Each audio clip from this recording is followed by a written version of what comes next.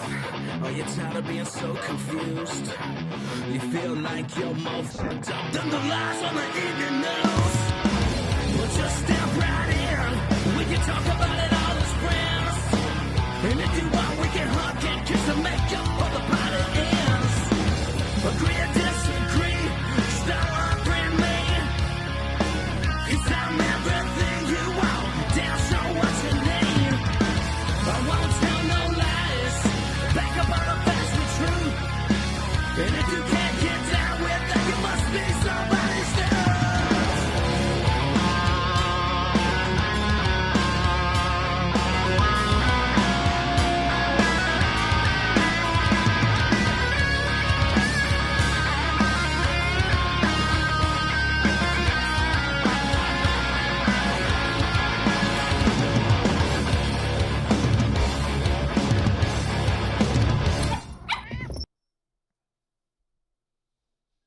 Hey, Matt, congratulations on your success, brother. And I really appreciate you giving, both sides, and just free speech, the opportunity to have a platform, dude.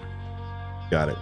You got it. Thanks for everything you've done for this country, Eli. We'll talk next time. Tell Jen hello, and I'll have this ready in a couple of hours, and you can share it and take a look. Thank you, man. Thanks, brother. All right. Bye-bye.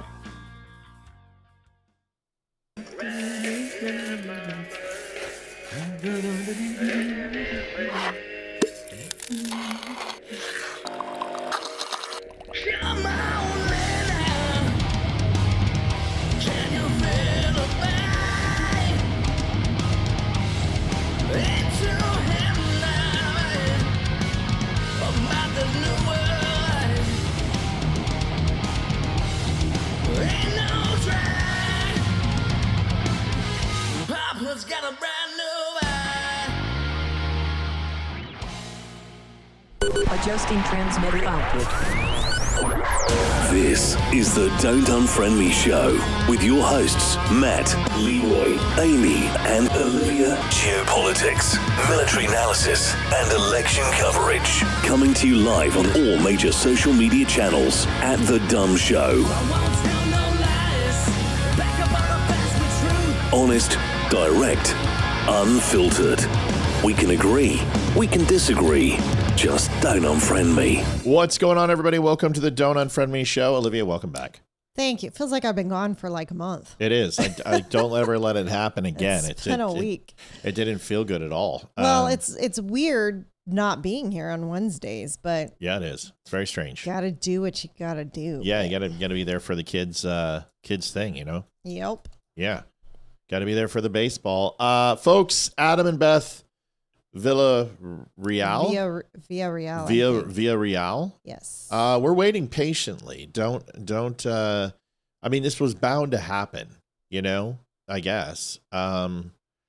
Usually we vet these things pretty strongly, and I think we got confirmation. I'm hoping that they're okay. I'm hoping there's no problem. So we're gonna hope for the best, and hopefully they show up. And if they do, we'll squeeze them in, and we'll start the interview. But it looks like this is our first no-show. And like I said, I treat all of these things like I would at work. I assume positive intent, and then if it's not bad, I will ridicule them relentlessly for the rest of their existence. No, I'm kidding. That's not the case. We hope that everybody's okay. Yes. Hope you are okay. Outside of that, April 2nd, or 22nd, Barry Morgenstein will be here. Damani Felder on the 1st. May 7th, Jeremy Mitchell. I'm excited about that. T.S. Dixon, also that. And then Ryan Weaver, May 26th. Big hit. Let's live. How far are we booked out now? We are booked out to the second week of June. So Incredible. third week of June is where I'm booking right now. And I've got my feelers out. I have, in the past 4 days, I've sent out 10 emails and text messages. Yeah, a lot of people you're looking for. Waiting to hear back from people. Tell us about the chicks on the right. What's going on with that? I mean, that's Chicks good news. Chicks on the right. I reached out to them, and they actually got back to me, which was really, really cool. Neat. Unfortunately, they go to bed super early because they're up at 4:30 in the morning. Do they hit the table when they're doing it? I'm not hitting the table. You are, every time. It's nonstop. So unfortunately, they can't join the live show, but they would be happy to join us for a pre-recorded show. Yeah. So they'll join us. So just trying to figure out the logistics of when that will be, but that'll be soon. So that's exciting. Yeah, so, that's very exciting. So hoping we can, we may just do a recorded show and then just put it on and play it. Yeah. And then out of the blue, I'm just looking around and I'm like, you know what? I'm going to see if I can look at somebody. I reached out to Dean Cain. I don't know if it's going to happen, but hey, Superman? It was worth a so shot. she posts on there. She's like, we want you to come on to the Don't Unfriend Me show. And I'm like, if you get Superman, I will dress up like Supergirl for the event. I had the biggest crush on him when I was in high school and he was Superman. What? But hi, baby girl. Go lay down and go to sleep. Be quiet. What's wrong with you? So unfortunately, it's like I have to comment on his X videos because there's really no other way to get a hold of him. So if anyone knows. Yeah, well, he's a good dude. If he can get a hold of us, he will. Well, I did some research and he is going on mainly podcasts right now, conservative podcasts, and he's not going on mainstream. He's been on Breitbart a couple of times. So maybe reach out to the people at Breitbart. Well, we'll assume that Adam and Beth will not be here. I tried to prolong it as much as I can, but at this point, I would assume that they, like I said, I hope everything's okay. Hopefully, it's just a forgot situation, and we'll try to rebook and get them on. But if not, it happens. This is live, and it's not always the smoothest thing. And this is the first time it's happened in 5.5 years. It is. And we've had a lot of people on, so this is kind of weird. I don't, forget it. We're leaving. Goodbye, everybody. We're leaving. We're failures. Adjusting transmitter output. Just kidding. We're not going to do that. Well, I guess what we'll do, we don't have a lot of slides, so we're going to need to go really slow tonight because we're going to run out of content. So we'll just talk like this. You want to know the good news, Liv? You want to see something cool? Yeah. What's wrong? I don't think Rumble's working. Kat, you are driving me up the wall today. Why isn't Rumble working? I have no idea. It's working. I got 19 people on. Everyone's there. Yeah, but the video's not. Press play. Video's not working. Well, I don't understand how that's possible. Yeah. So it's blank screen right now. The commercials have sound, just not Matt and Olivia. That makes no sense. Let's make sure this isn't just one person. No, it is. It's everyone in Rumble chat. Okay, I'm chatting, all but right. Then this is what we'll do. What's new? We're going to come over here. We're going to end stream and we'll rebook it. Dude, Rumble's been sucking dong herders. It's been bad. Ash, what?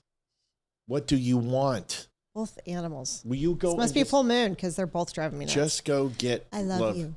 I love you. Schedule. Pick a time. 7:15. Schedule stream. Part 2. Save changes. Start stream. All right. Okay, there we go. I'm live. All right. Let me go in a Rumble net. Now I got to go clean this up. I mean, it's just, come on now. Rumble's been sucking. Just stupid stuff. Dumb stuff. Controllable stuff. Let's make sure it's working. There it is. Yay. What a bunch of tards. Yay. Get your shit together, Rumble. Seriously. Well, no, it was working for me just now. Weird. Yeah, I don't know. It's up. So go take a look, everybody. Let me know. All right. Well, either way, thanks to our Instagram people who are watching going, what the hell's going on here? They have no idea what we're doing. You guys can call into the show if you're interested, especially tonight, 276-200-2105. Something you want to talk about. We've got some information, whole bunch of information going on. So let's get into it. Let's make sure we are going to talk hockey. That's a great call. Let's make sure we get everything in. Rumble is getting sound. Everyone make sure to share the hell out of this thing, especially on Rumble. We need you guys to like it and share it because this is twice now. Last night we had like 70, 80 people on. Remind me, I got to upload the podcast after the show, please. Don't let me forget. Very, very importante. I'll just do it here. All right. Well, let's get to it. So first is not seeing us on YouTube. What the? Come on. Really? Let me look. Hang on 1 second. That's not possible. We've got plenty of people on YouTube. Come on, y'all. We got to stop trolling us. It's not the night. It's not the night to troll us. Come on, Loretta. Loretta's always such a troll. I mean, come on, right? Liv, how are we? I'm still trying to put this in. But that's not important right now. Reporting's YouTube's important. He's done. Okay. Honey. All right, I'm getting you. Yeah, the reminder's not important. Just YouTube. You're my video person. First time. Yeah.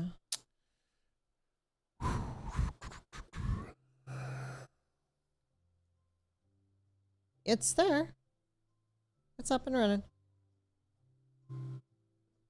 Are we there? Making sure I'm doing a wave to see if it's... Wave? See if it's there. It's there. It's live. Are we sure? We're good. Is Loretta just... All right, Hotcake says we're on. Everybody says we're on YouTube. Come on, Loretta. Stop trolling the show. Jeez.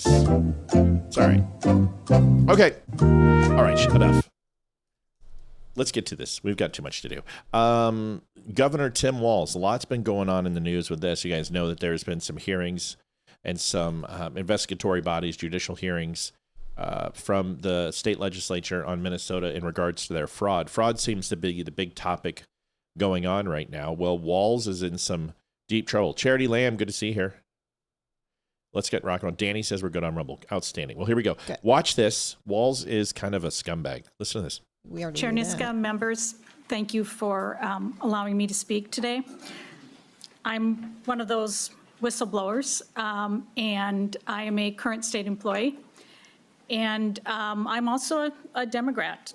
I've only voted Democrat, and that's why I think this is a really sad day for me. I consider myself a very loyal person. I have worked at the state agency I'm at for 20 years. I believe I've had 3 jobs since I graduated from college. I've lived on the same block for 20 years. I'm kind of a ride or die person. But I want you to know my experience. And what happened to me was 7 years ago, I was what I would consider at the top of my game. I was in one of those rare times in life where you really enjoy going to work and you know that you are doing a very good job and life was really, really good. And everything I'm going to say now, I don't in any way mean to reference my coworkers, my peers. Your average state employee is very, very good, very good. I'm not unique in any way. I'm not uniquely smarter than anyone else or uniquely able to notice fraud any more than anyone else. I'm just a regular state employee. All of my comments and my concerns are really about the leadership and those that have appointed that leadership. So about 7 years ago, I noticed risky contracts that I was seeing. I had a promotion and I, for the first time, was seeing many contracts, more than just my own. Everything was sort of funneling through me in my work area. And so I started going up the ladder for the next. Tammy De La Jose. Been a little out of the loop for a couple of weeks. Did you guys ever hear of Carlo Acutis? Amazing story. This young man who died at 15 and became a saint 19 years after his death. I've yes. heard of him. I've heard of it, but I don't know enough about it. So I'll now have to look it up. Will you remind me, please, also with the podcast to do that now that we can go back to it? Loretta, I hope you got your YouTube. Tammy, thank you for your donation. Means a great deal. And we can't thank you enough for doing that. Here's the rest of the video. Sorry for the interruption, but we always pause for donations. People deserve to be called out for helping us. So here it is. Next 6 months, as a person would do, and talking to my supervisor, then their supervisor, and up and up. And so what I found was that I was really kind of getting nowhere. So after that first thing of noticing these things and realizing I was getting nowhere, I then realized that we had incredibly unqualified leadership. Not only did people not really know the solution to what I was bringing, but they really didn't even understand what I was saying. And that didn't make a lot of sense to me because looking at their salary and their job title. This is something they should have clearly understood and said thank you and proceeded to solve it. And that isn't what happened at all. What actually happened is the messenger gets shot. I became a very unpopular person amongst leadership there. And the retaliation in the smear campaign is strong. I was called everything from incompetent to a favorite is racist. You people who speak about fraud at state agencies, the first thing that leadership goes to is racism. And that is very hard to take. It is humiliating. It is career killing, obviously. Who is going to hire someone who is considered racist? So at some point in that period of time in 2019, there was a poster put up at the agency, and it had 3 names on it. It was one of those posters that was sort of that, if you see something, say something kind of thing. And there was 3 names on the poster that we were to contact if we had concerns about fraud, waste, or abuse. And so I was working with those three people. And over the next year, those 3 people really made my life about as miserable as it could be. That was a period where my son was young. He's a teenager now, he's with me. But he was young at that time, and I used to sit on the front step of my house and cry because I didn't want him to see me cry. Because you don't want a young kid to see that. And those 3 names. Okay, let me just talk about those 3 names. One is our ethics officer in the agency I work at. She called me to tell me that if I spoke in front of the legislative committee, that I would likely be fired. So that's our ethics officer. Then our, at that time, chief compliance officer, now our commissioner, she had me involuntarily transferred to a different position to get me out of where I was.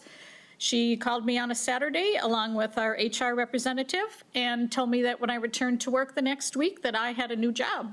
And I said, do I have any choice? And the answer was no, it's this or nothing. And the third person on that list, who was our director of auditing, so he's an auditor, he completely outed me. I reported fraud to him, and what he did is call up the person. Folks, do us a favor. If you could hit the like button, we would appreciate it. And you can share and subscribe. That really means a lot, helps the show grow. Thank you. Led to more of me crying on my front step.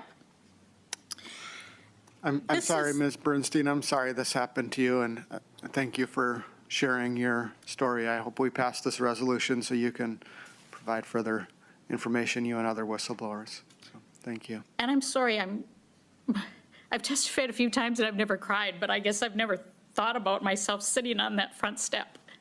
And that just really kind of got me. If you could wrap up your testimony. Thank you. So this did not end. It continues. I speak to individuals from other agencies. As recent as last Monday, 3 days ago, I spoke to individuals from another agency, and this is precisely what is going on. The retaliation continues, the fraud continues, and there is no accountability. There is absolutely no accountability. And what that makes me repeatedly think of is the cartoon with the dead horse on the table, and everyone is walking around thinking, should we get a new saddle? Should we give the horse a new name? Should we train the rider better? And of course, that's not going to solve it. I don't have any sage wisdom. I'm, like I said, an average state employee, but I grew up on a farm and I know a dead horse when I see it. Not sure about the last part. I know. I was like, what does a dead horse have to do with anything? I think what she's trying to say is that I hope it's that you don't beat a dead horse. Don't beat a dead horse, right? Well, I don't know, but I never heard of buying a dead horse a saddle. I think what they're trying to say is they're trying to solve a problem that can't be solved. That can't be solved, right? It's a Band-Aid solution to something a lot more severe than what they're talking. I don't know. Whatever. That's not important. The important thing is holy crap. The things that they're getting away with, this is for an impeachment hearing. You know what? I'm sick of these impeachment hearings. I'm sick of these investigations. How about we get people going to jail? Would be nice. I am so tired of this. You know, I'll be honest with you. I almost don't want to say it because I'm afraid I'm going to get a knock on my door. But I'm really like, I'm at to the point where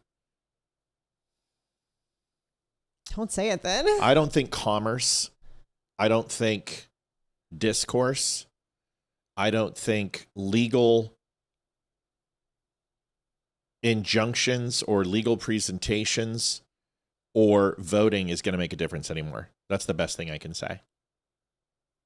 I don't think there are civil and legal solutions to these problems anymore. That's the best way I can say it, you know? And I certainly don't condone the latter, but I'm having a hard time justifying continuing to give these people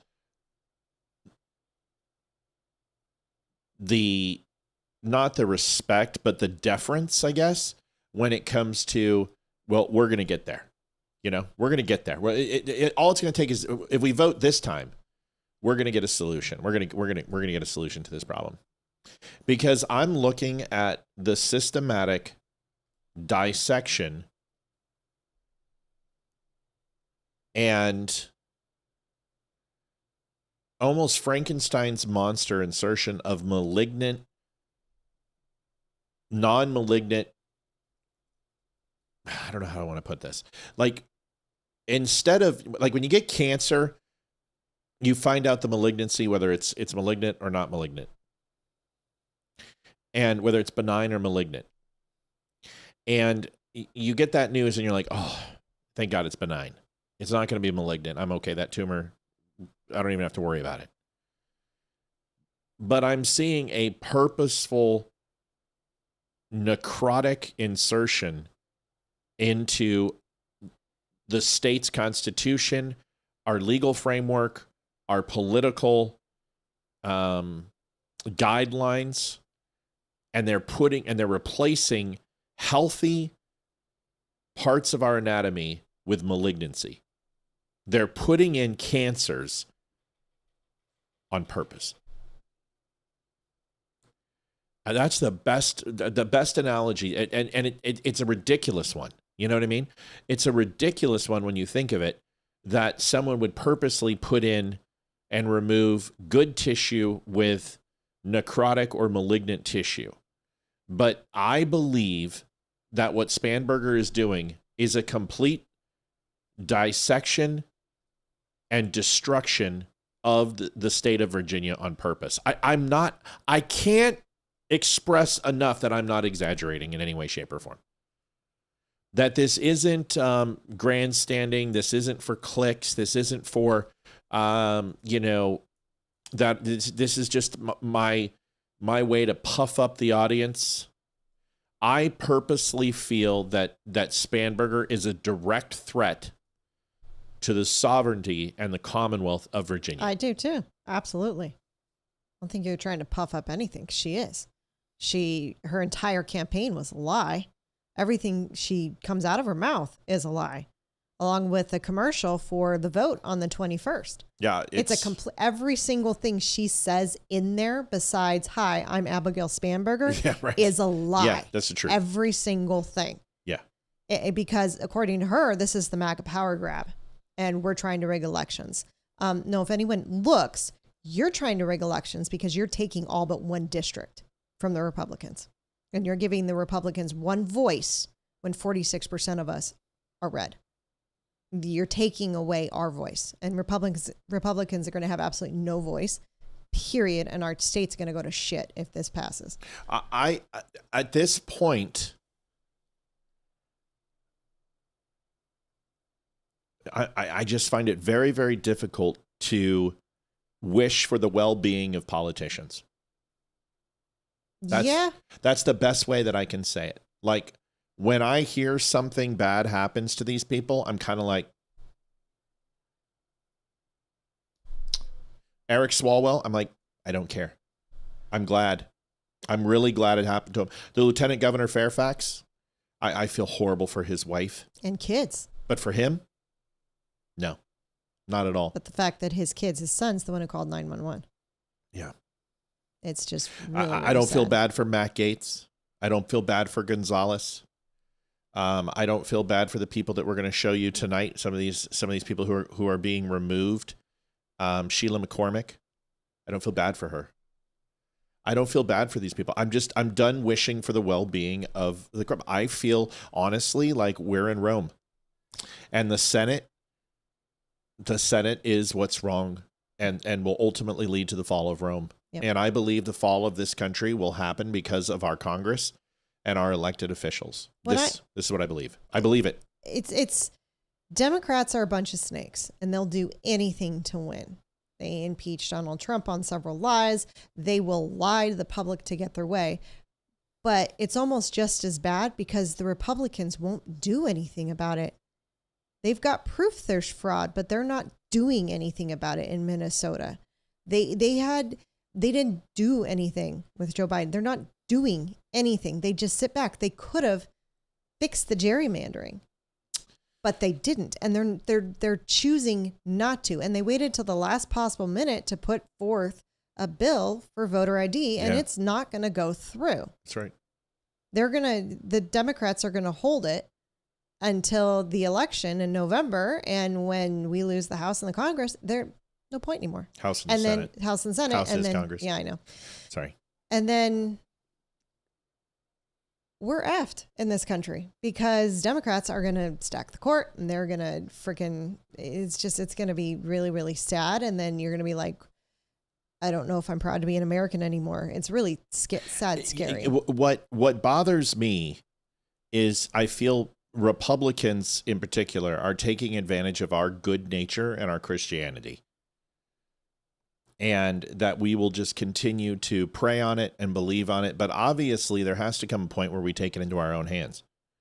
And if elections don't work, like, okay, I just wrote a check to the United States government.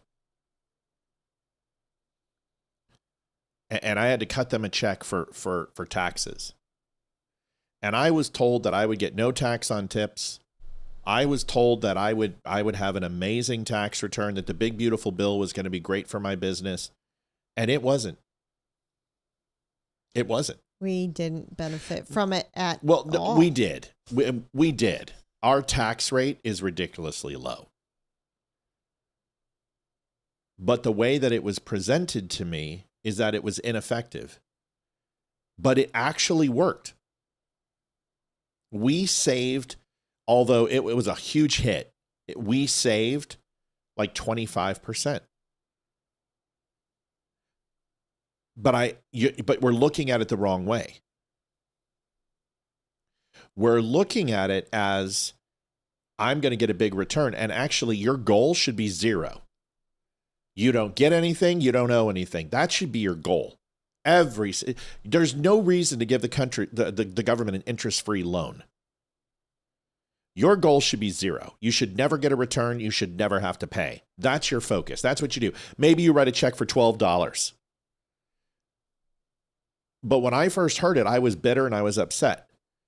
And then I stopped and I went and looked and realized how much we saved. And I said, oh, well, that's not that bad, actually. That's a really good number for what we made. That's cause and effect. I now have experiential learning that Donald Trump's policy worked, although it may not have been a refund, but we didn't pay any tax all year.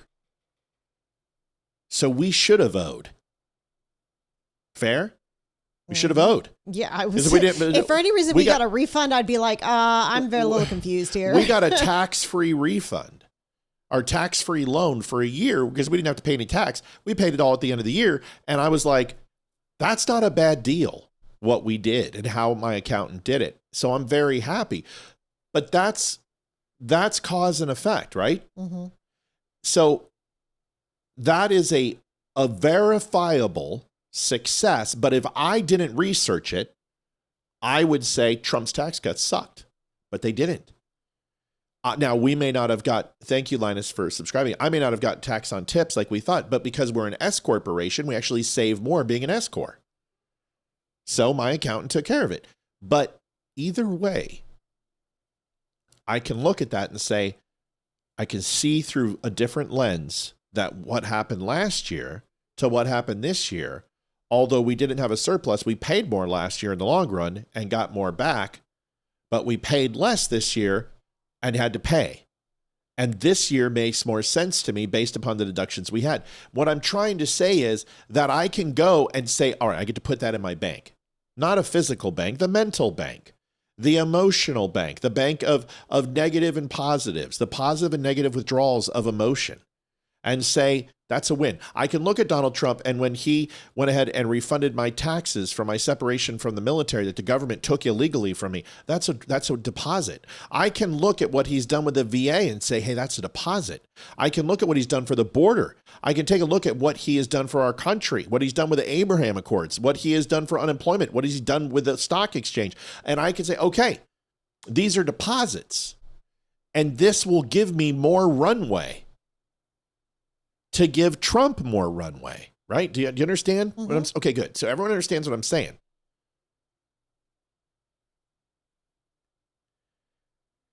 And what happens is Democrats come in and they purposely withdraw from my political capital.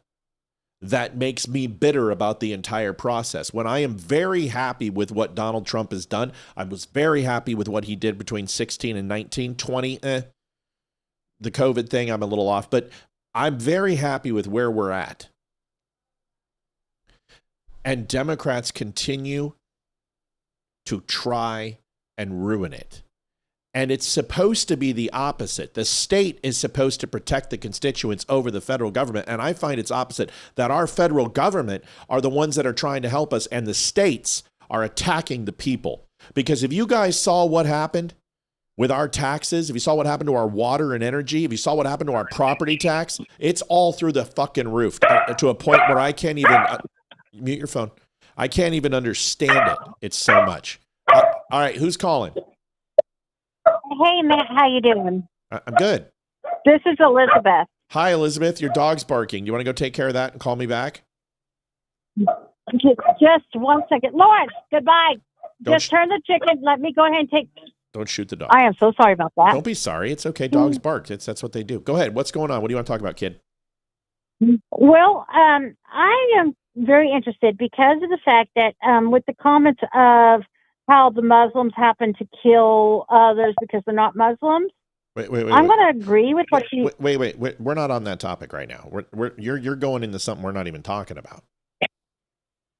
Uh-oh. Are you then watching? What's going on? Because I may be... Which show are you watching, I kid? may be on the wrong... You're watching last night's show. You today. No, you're watching last night's show. Oh, no. That's okay. So let's talk about it quickly. What about it? That Muslims want to kill all non-believers? Well, that's not, they're not the only ones, because, and I was going to agree with what you were saying because of the Protestant Catholic reformations that happened back in the history time. Yep. That it's, a lot of the times, just because they thought that they were better than another, like the Spaniards used to think that they were all machos, and the Russians used to think that they were all machos.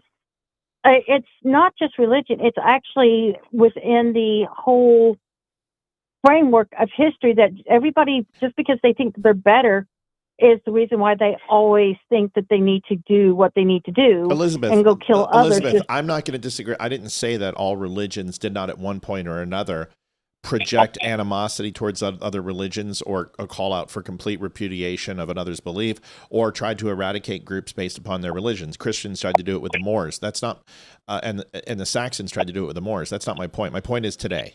That's history. I don't care about history. I care about today. Yeah, I was just agreeing with you, not disagreeing. Oh. I was agreeing with you. Oh, well, then you're always in a good spot if you do that. Congratulations. That's the reason why I was wanting to kind of put in my 2 cents on it. So because of the fact that you were saying that, and it's just, it's written in every civilization, every group has always had a time that they wanted to kill others just because they weren't the same people. It's called egotistical. Well, So, can you tell me a time that Christians wanted to kill groups of people who were not like them? yeah, the Protestant Catholic Reformation. This is why I say Christians and Catholics. I'd say Catholics aren't Christian, but that nobody likes me to say that. But that's okay. They believe in Christ, but do you believe that the Vatican represents the vision of Christ? Do you think it goes against Christian principles with false prophets and deities and tribal rituals and riches and glory and not focusing on God but focusing on a man? I mean, do you really believe that the Catholic Church represents Christianity? If you really understood why they did, because Jesus said, "Upon this rock I'll build my church," and it was Peter that he was talking about, Petros. Mm-hmm. And because of that, that is the reason why we have the Pope. It's because upon this church rock I will build, and the Pope represents what Peter did. And it is the secession, but the problem at that point is the church has gone off base many times. Right, that's my point. Because of the fact, even look at Joan of Arc in England, whenever Joan of Arc was called by God to wear pants and dress like a man because she was going to go into battle, and she was the maiden of France. Yeah, and she was burned at the cross. Yeah, I know. I mean, burned at the stake, huh? Elizabeth, I understand everything you're telling me. What I'm trying to tell you is that this is a fight that I've been in, not because I'm trying to be holier than thou, not that I'm trying to go ahead and say my religion's better than you, or nana nana boo boo, stick your head in doo doo. I consider Catholics and their ceremonial flatulence to be contradictory to Christian principles. That's just me, and I don't hold anyone in contempt for that. But it's like instead of focusing on God, which is enough, we're trying to replace it with tribalism and theatrics. And to me, that isn't what Christianity is about. I don't know. Maybe I don't understand it, but I don't want to understand it. No. It's not that I'm not capable. It's that show me in the Bible where it says there should be a pope, and we should empower a man with the voice of God to direct everyone in the Bible. And where does it say that the pope should exist?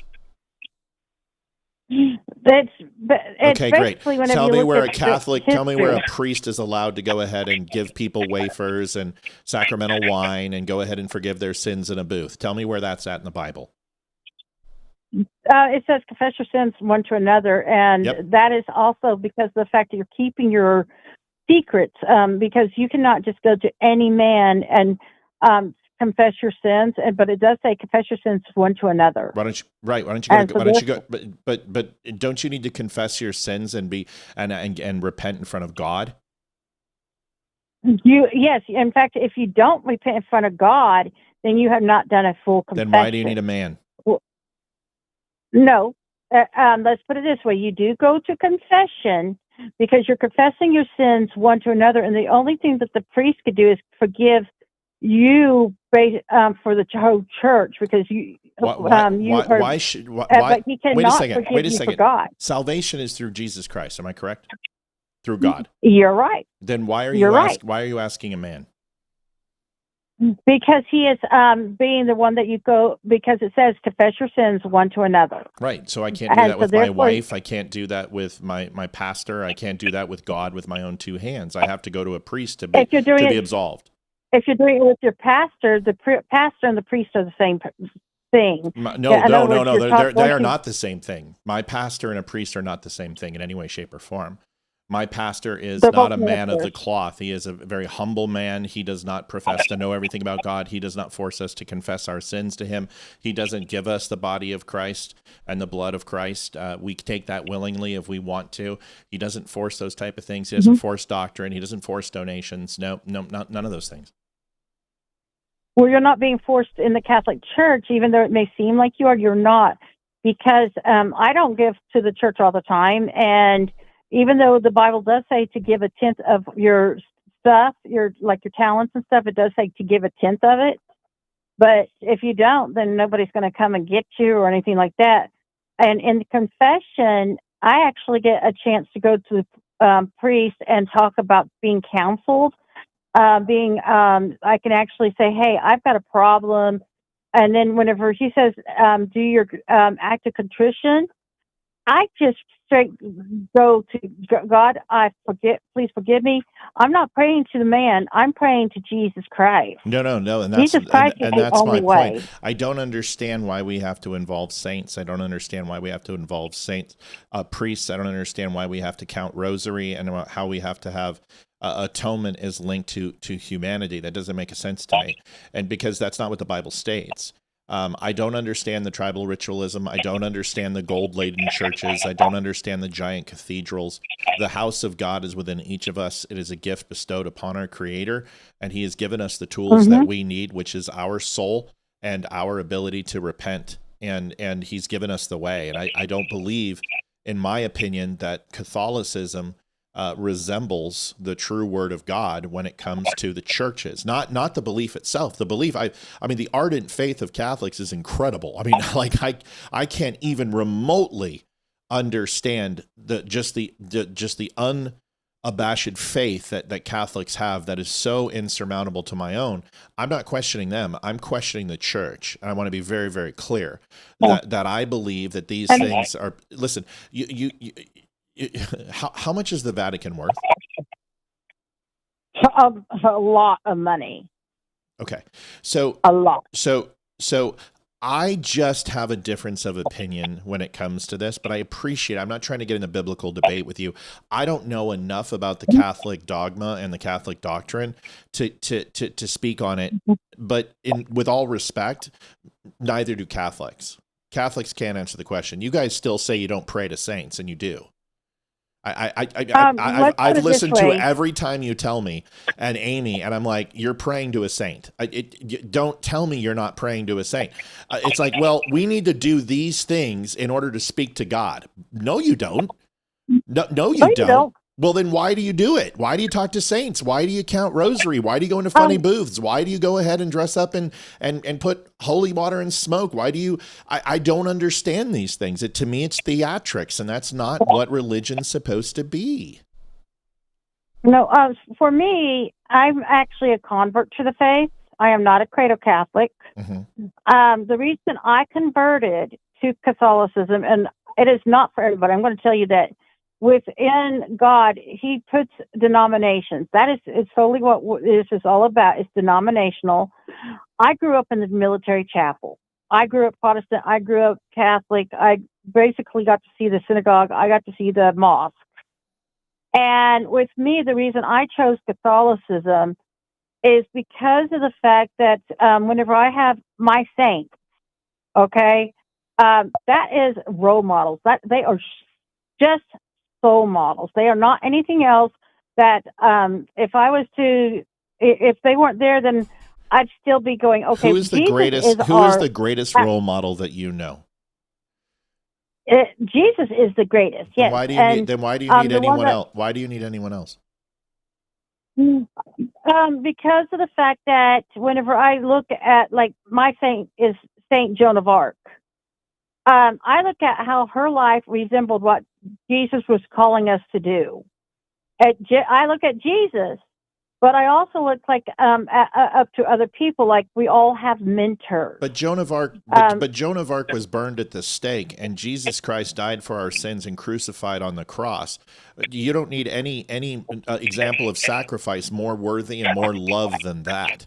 I mean, the man literally gave his life, and he was perfect. He had no sin, and he took the sin of man. Why do you need Joan of Arc when you've got? It's like going and saying, "Listen, I'm going to go listen to some dive bar band to do Metallica, or I'm going to get front row at the Forum listening to Metallica. I'm going to go to Metallica. I'm not going to go to a dive bar. Why would anyone go to anyone but Jesus when you're looking for spiritual guidance? I don't understand it. For me, the reason why I do is because of the fact that Jesus is my absolute one. But whenever I look at Joan of Arc, she was brave enough to do what she did. And I don't pray to her. I look at her like a family member. Okay, that's Even though fine. she's not family, I look like her as a friend. That's fine. And to have that, and I may say, hey, Joan of Arc, if you were here, what would you do? I don't know. When I ask that Jennifer- question, when I say, what would I do? I don't look at to Joan of Arc. I don't look to St. Peter. I don't look to any of those people. I look, honestly, to my experiential learning. I look to the people who are my closest advisors, which are usually my family and close friends. And just recently, I started looking to God. So listen, this is why it's difficult, but I don't shy away from conversations on this show. I'm not insulting Catholicism. I am going after the church. There's a very big difference, because I think religion, organized religion, is a detriment to society unless its focus is on the betterment of society. And there's only a handful of places that I've experienced, including the church that I go to, that are about the betterment of the people sitting in the pews and not the betterment of the man on the pulpit. Mm-hmm. Because it's kind of gone wrong. It's just like if you read Revelations, it talks about 6 or 7 different churches, and every single one had something wrong with them. Yep. And the thing about it was, the only reason I chose Catholicism is because I was coming out of a cult at the time that I chose it. And I ended up seeing a vision of Mary, and she was pointing at a hole that I did not know was an offense. And it was the one that ended up helping me get escaped from the cult. Yep. And so for me, nobody else, no other denomination would understand, even halfway seeing a vision of Mary that was helping you get out of it. Of course, you can have any kind of vision. Anybody can have a vision. But for me, that kind of drew me to the Catholic Church. That's fine. There's nothing wrong with that. Am I worshiping Mary? No. I may reach up and say, just like with my mom's dead. And I would say, Mom, if you were here, how can I do better? How can what would you say to me right now if you were here, Mom? That's how I kind of look at the saints. That's how I look at Mary, is they're not to be worshipped. And that's the problem, is too many Catholics go straight to worshiping them. I hate to put it this way. You're right that a lot of them do. Who's the greatest woman? Who's the greatest woman you've ever known? I say my mom. Great. Would you talk to her now? Yes, I would. Because wait. And when she was here on Terra Firma, did you talk to her about your most involved and deepest secrets? Yes, I did. Would you confide in her and trust her never to harm you, never to hurt you, and loved her unequivocally? Yes, I did. Then you're worshiping Joan of Arc. Because I worshiped my mother at one point. I worshiped my father. And I would never compare anyone outside those two to anyone relegating their love and their kindness and their trust that they once possessed from me to someone I didn't even know. I'm sorry. I respect you and I respect your beliefs. Mm-hmm. I'm just letting you know where I come from. That is a form of worship. If you are going to endow what you gave to your mother, which was a maternal bond, a physical bond, metaphysical bond, existential bond, philosophical bond, theological bond. I mean, pretty much everything you know in any descriptive of sociology is akin to your family and your mom and dad, good or bad. And for anyone to relegate that to somebody who didn't even live in the same century, let alone the same continent, to me, is a form of worship and is a form of deity worship. That's just what it sounds like. You know what I mean? Yeah, I can see your point. Yeah. But for me, I don't feel like I'm worship, because I also look at my fact that my mom and dad are human. And not anymore. And they are very valuable. Not anymore. Yeah. They're not, kiddo. Not anymore. They're with Jesus, are they not?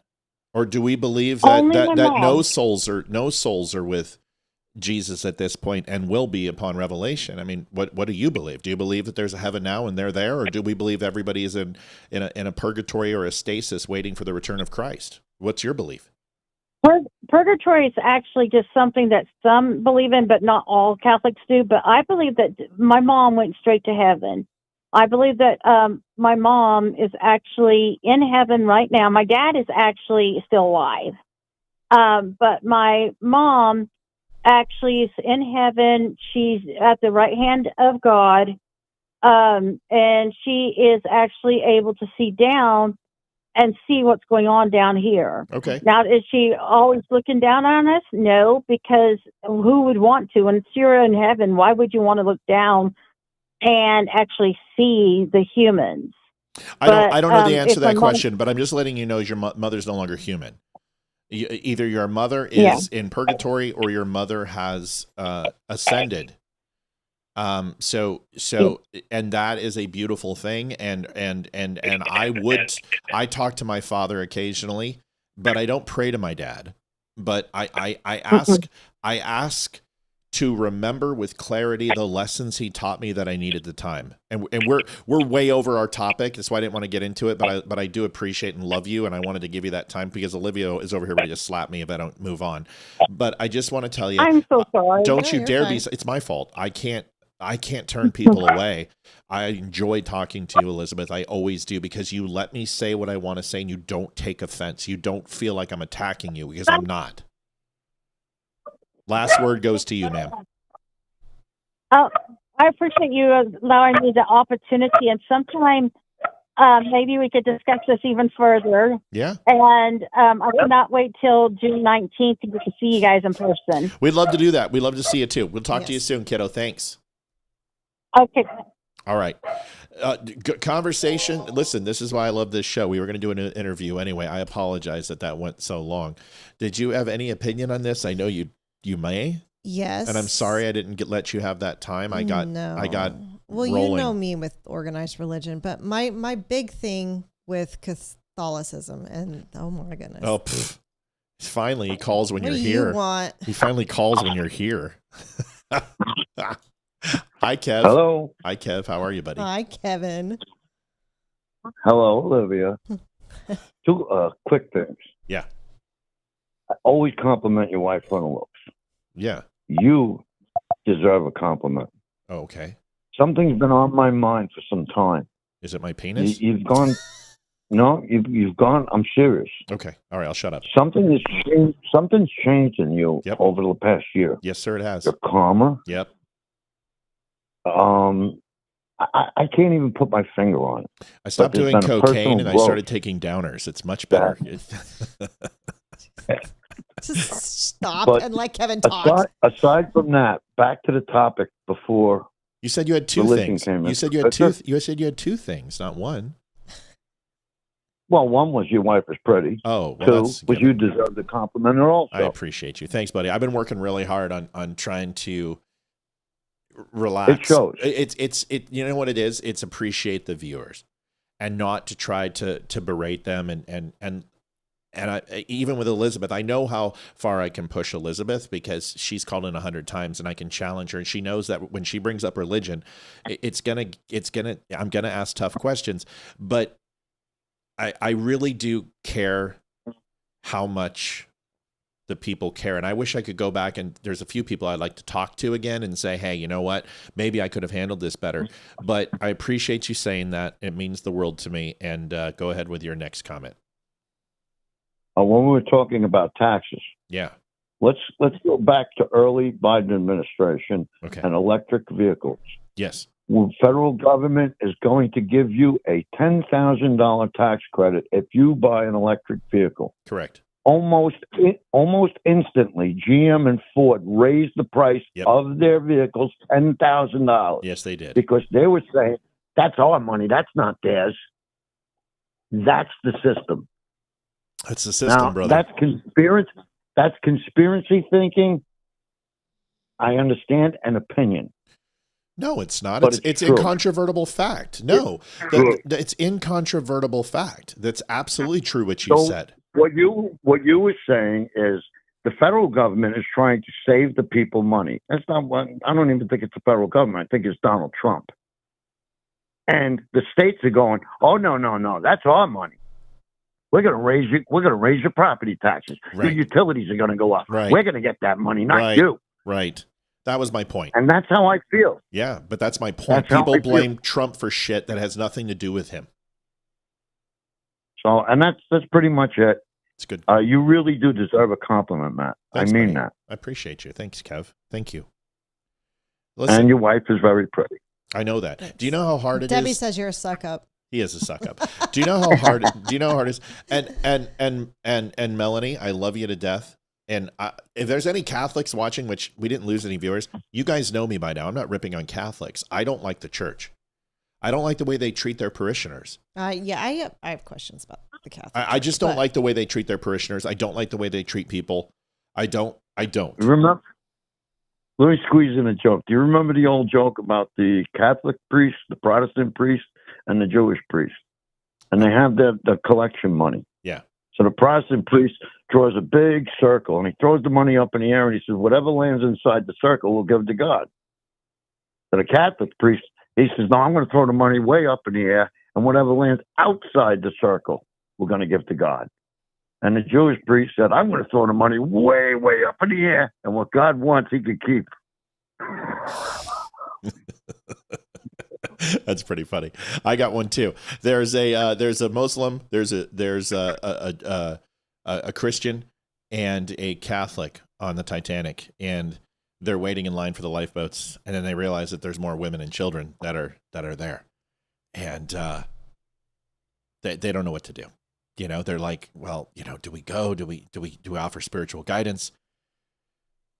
And the Christian says the only thing we can do is allow the women and children to go first.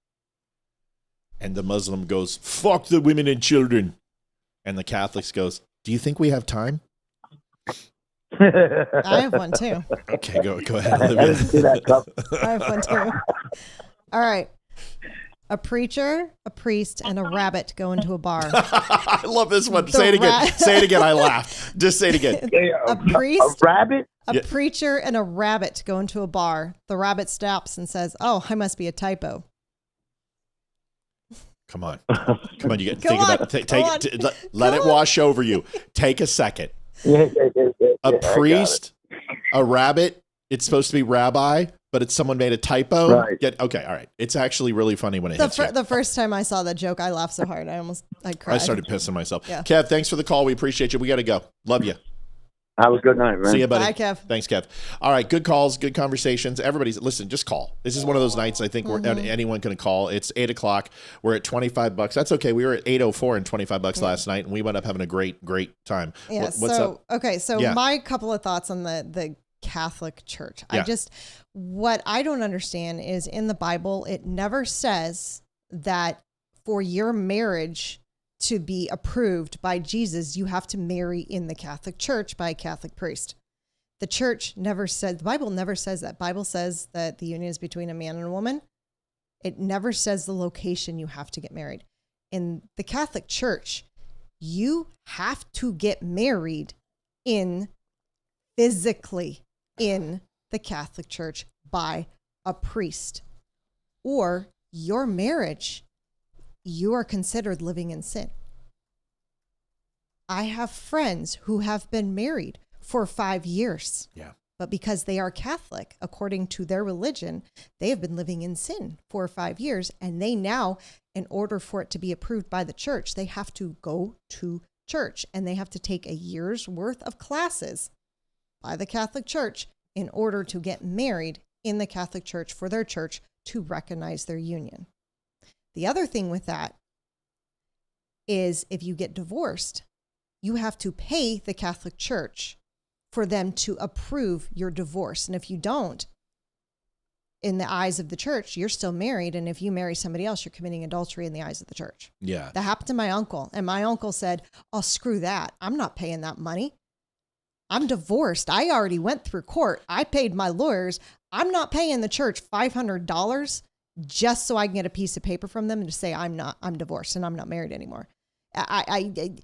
no offense to any Catholics, but I do think the Catholic Church is a big money grab. Oh, yeah, completely, Because, completely. I mean, telling and a Christianity has also done the same thing.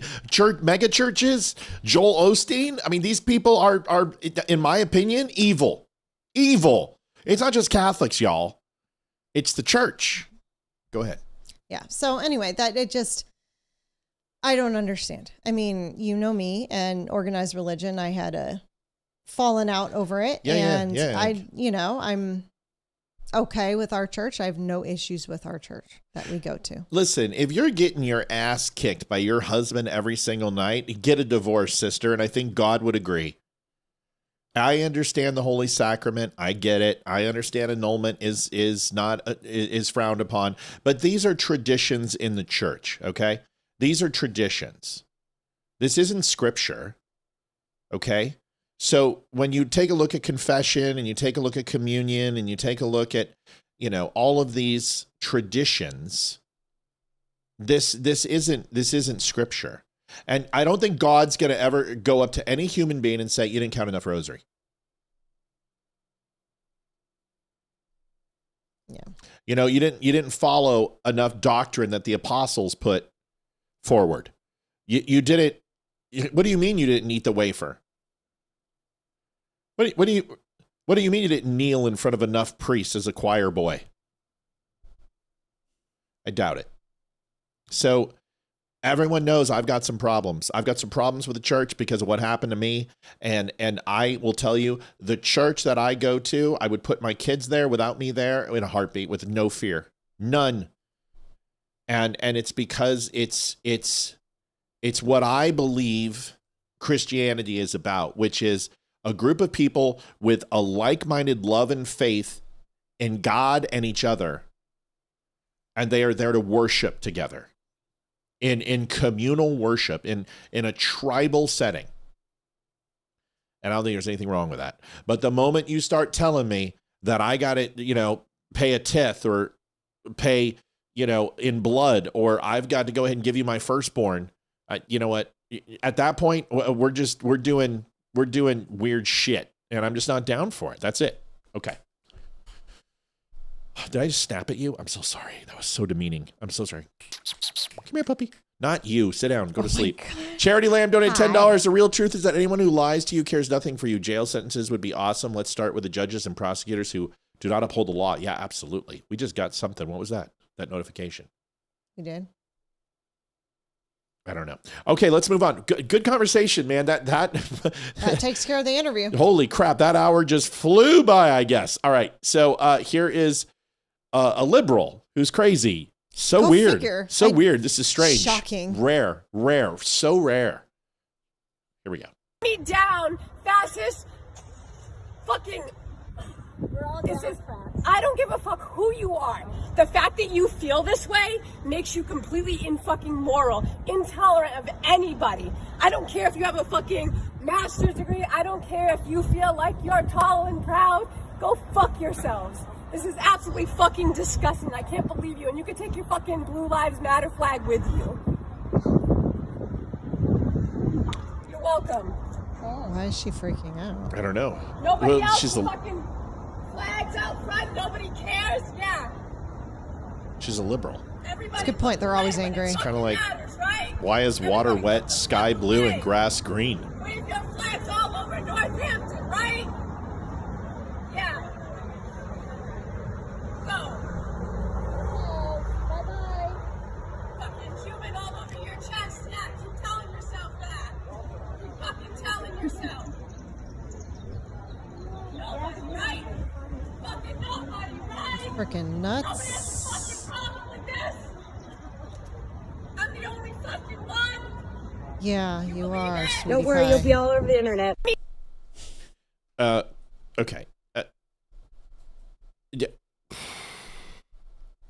I just want to know what she's freaking out over. Well, I'm sure there's something just horribly atrocious, like an American flag. flag. Oh, Jinx, you owe me a coat on a hot tin roof and in the side and drink. Our children, my God. Oh, I don't know when it went from just jinx. We finish each other's sandwiches. That's what I was going to say. Go ahead. Sorry. I don't know what I was going to say anymore. It doesn't matter. The point is, like, folks, I sat next to a guy on the city transit SCAT. This is California, by the way. They named their bus system SCAT. South California Area Transit. I'm not kidding. It was called SCAT. Because shit was taken. But I sat next to a guy who literally talked to an orange and a mushroom every day. And he would bring his orange out from his paper sack and he would hold it in one hand and he would pull out a mushroom.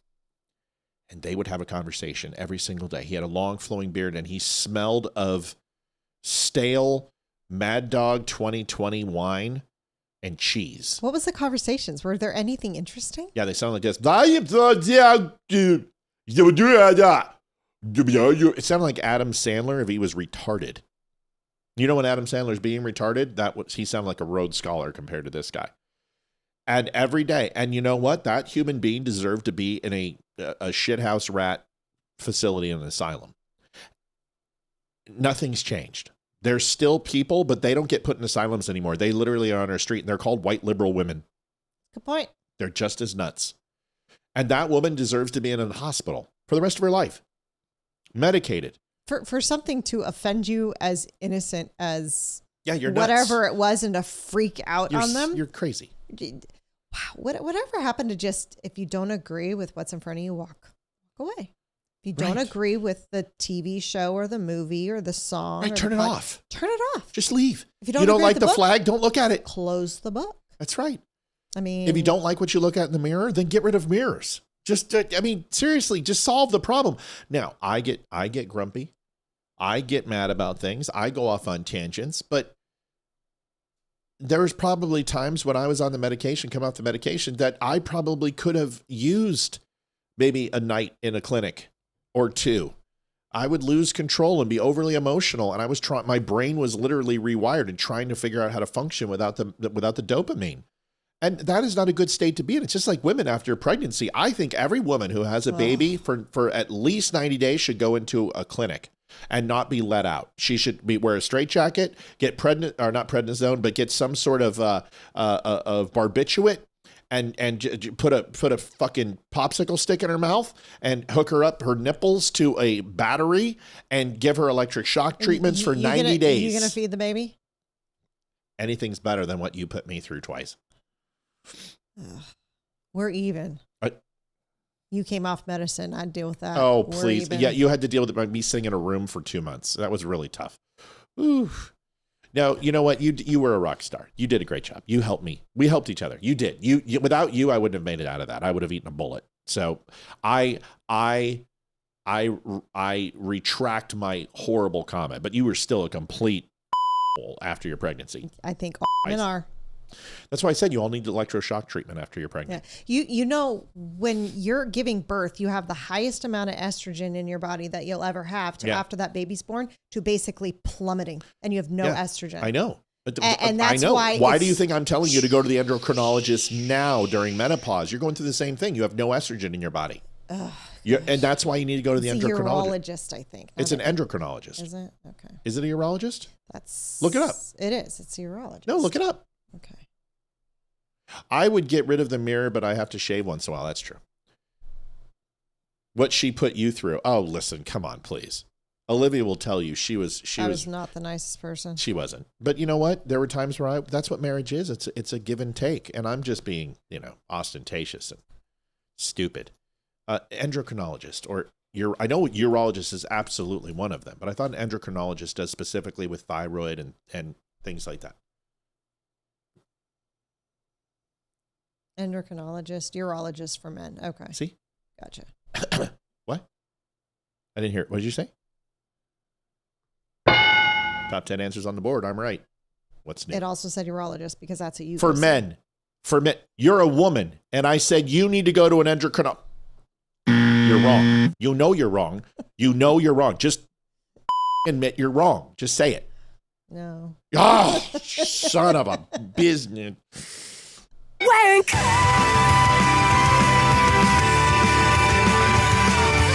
It's almost whatever Friday. you say. It's I'm rubber, you're glue. Whatever you say. Bounce on me and sticks to you. Bounces off me and sticks to you. Son of a bitch, I cannot He believe it. deserved that.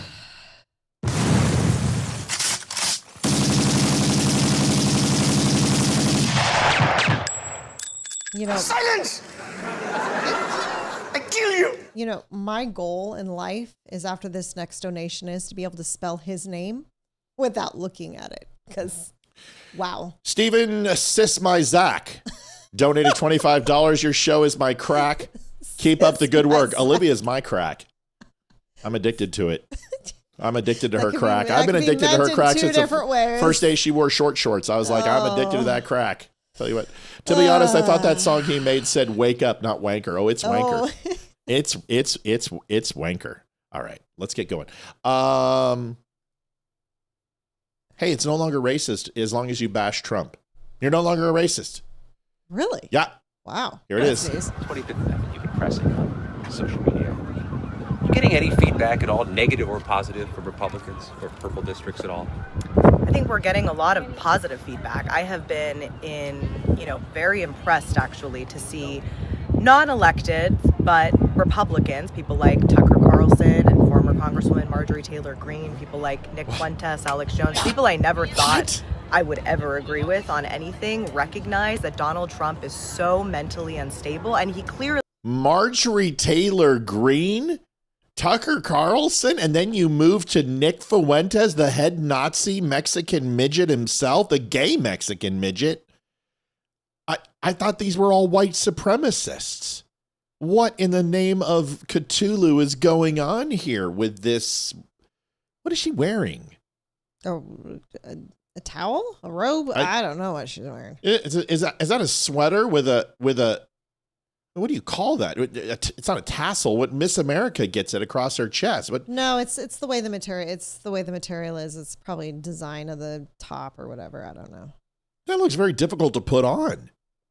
No, it's probably just a regular shirt. You just put your head in it and put it on. Just like you would, arms through the holes, pull it over, and you're good. It looks complicated. All right, here's what. is in a state of cognitive decline, and I'm grateful that Representative. She should move the cup. If you've got them, show them. Raskin is leading the charge on this 25th Amendment bill and has started an investigation into... Oh, sorry, lady. Hold on. Penny Davis says menopause, OTC. Amberin helps hot flash libido. Oh, libido's not an issue. Like I could just do this from here, and I'm not going to be able to walk tonight.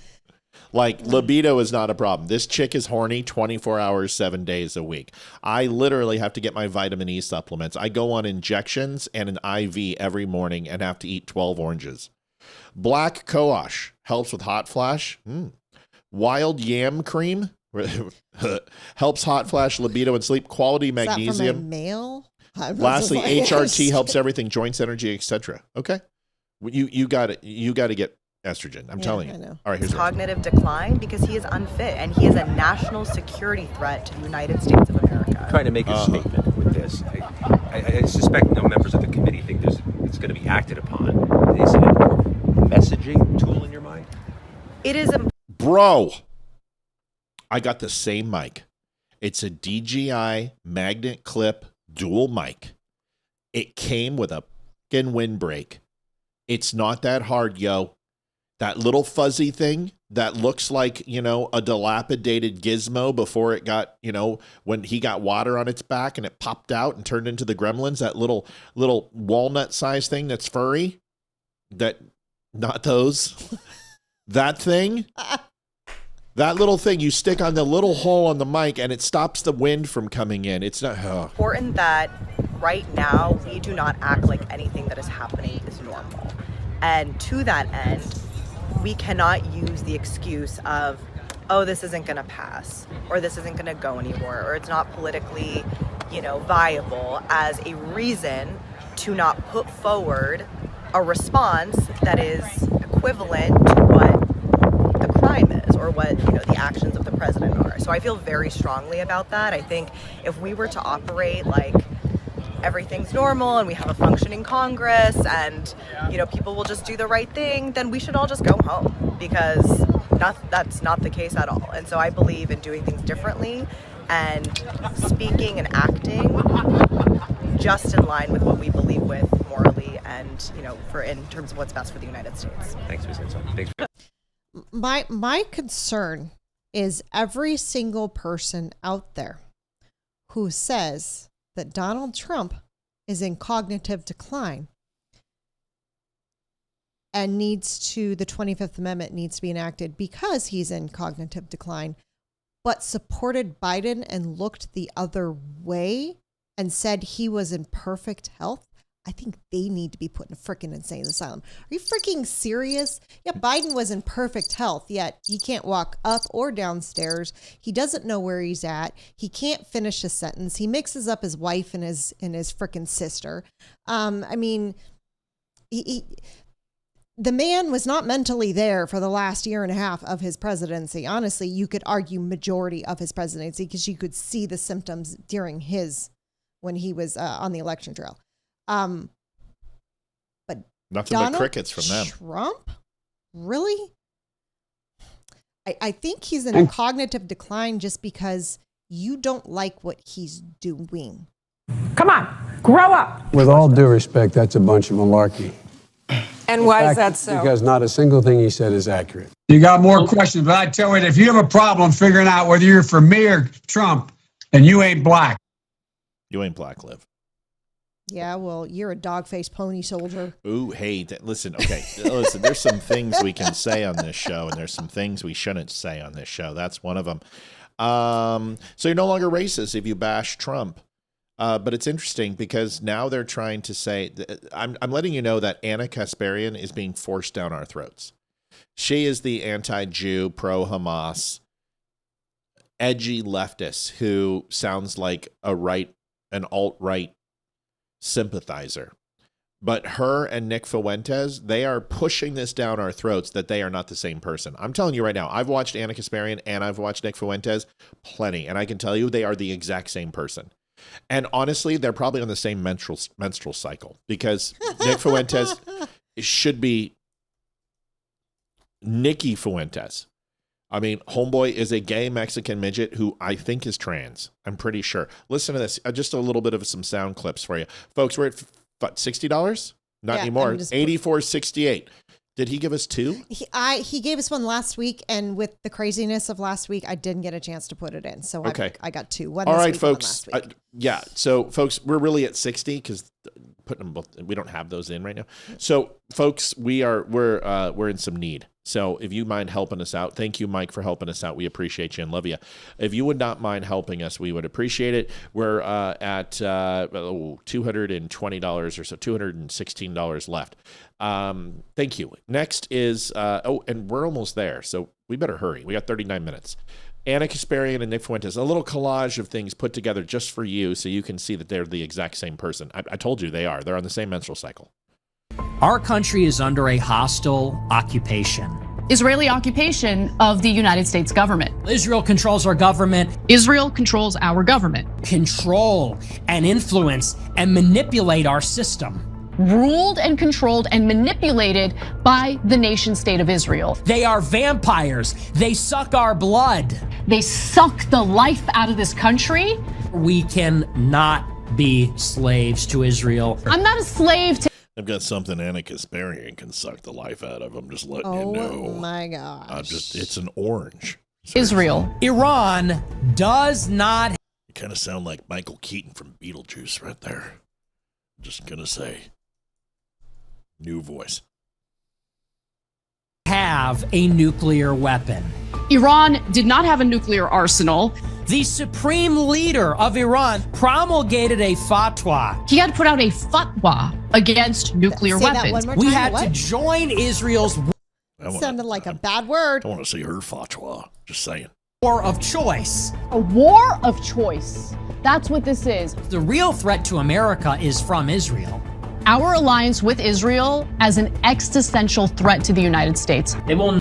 Just remember, you heard it here first, that Nick Fuentes was a liberal. I told you he was. I told you he was a leftist. He was never At the moment that Trump said that he relegated him to the kids table at Thanksgiving, and when him and Mayo Yiannopoulos and Ye and all that went to Mar-a-Lago, yeah, he was struck down as inconsequential and was thrown up on the shelf.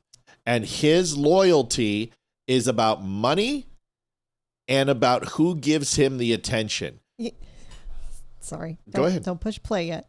Look at Nuke Nuke the entire- right there. Wait, don't push play. Oh, shit. I said don't push play. I couldn't control the button. You know how it is sometimes. Go ahead. That's a good point. What about it? He looked like he was one of the characters in right there. Kind of, not really, but in the one where you had the still frame right there, he looked like one of those characters in that movie, The America. Yeah, I've done that. Don't you remember? I did that. I Team America. I made looks a team. like a bobblehead. I Team did. I'll America. show it to you. I made a he meme with a looks like Team America Nick Fuentes Yeah, here. he looks like a bobblehead. All right. Let us never forget who the real enemy is. The enemy is Israel. We need to decouple from this country. We need to decouple. Decouple. Let's separate. We need to free America from this sick, perverse, parasitic organism that has attached itself to us. Foreign nationals leeching off of public services. The pariah state that has leached off the American people. It's not just Netanyahu. On some level, it is the Israeli people. The behavior of the Israeli government, and quite honestly, the vast majority of the Israeli population. They dehumanize us. They don't see us. I don't see Palestinians as human. I'm an awakened goy. Jewish people think they're better than everybody. And you think you're better than everyone else. You know, the Jews do this. Yes. Go the fuck back to Israel. Go back to Israel. Greater Israel. The Greater Israel Project. The famous dancing Israelis. The whole dancing Israelis thing. The genocidal state? A genocidal, disgusting state. Why would I give a fuck about Israel? I don't give a damn about Israel. I don't give a damn. And I don't fucking trust them. I don't trust the Israelis. Your right to exist is not real. I don't believe Israel has the right to exist. Don't be moralized by wicked, evil people. People as evil as this exist in this world. God's chosen people rejected their own Messiah. Do you think you're God's chosen people when you act like absolute demons? Who is she?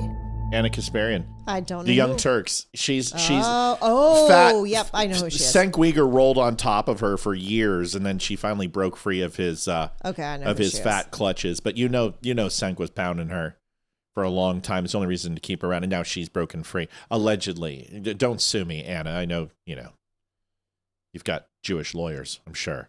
I'm pretty sure you do. She's a piece of work. Yeah, totally. and this is what it is. These people. This is the movement, folks. Candace Owens platformed Nick Fuentes. Tucker Carlson platformed Nick Fuentes. Anna Kasparian has been on both shows too. You know what? That's fine. That's fine. There's nothing wrong with that. I would have Nick Fuentes on this show. I would have Anna Kasparian on this show. But it doesn't mean I would sit here and agree with them. It doesn't mean I would sit here and allow them to say things unchecked that aren't true. I think I proved that with somebody who I was very excited to have this show with here last week, and disagreed with his comments that he made about certain Muslims, but said, no, I don't agree with you. And that's okay. And he left and decided not to come back. And that's okay. Nothing wrong with that. But I will platform anybody, but I'm not going to let them have their way on the show and say whatever they want that's not true. So gay Nick Fuentes the guy's irrelevant. As soon as there's peace accords between Saudi Arabia and Israel, these people are going to be relegated to nothing. Same with Candace, same with Tucker. They're going to try to shift. Megyn Kelly, they're all going to try to pivot, but it won't matter. Because in the end, what do you think is going to happen? You think you're going to end Israel? You think Israel's going to go away? You think Israel's going to stop being important to the United States? No.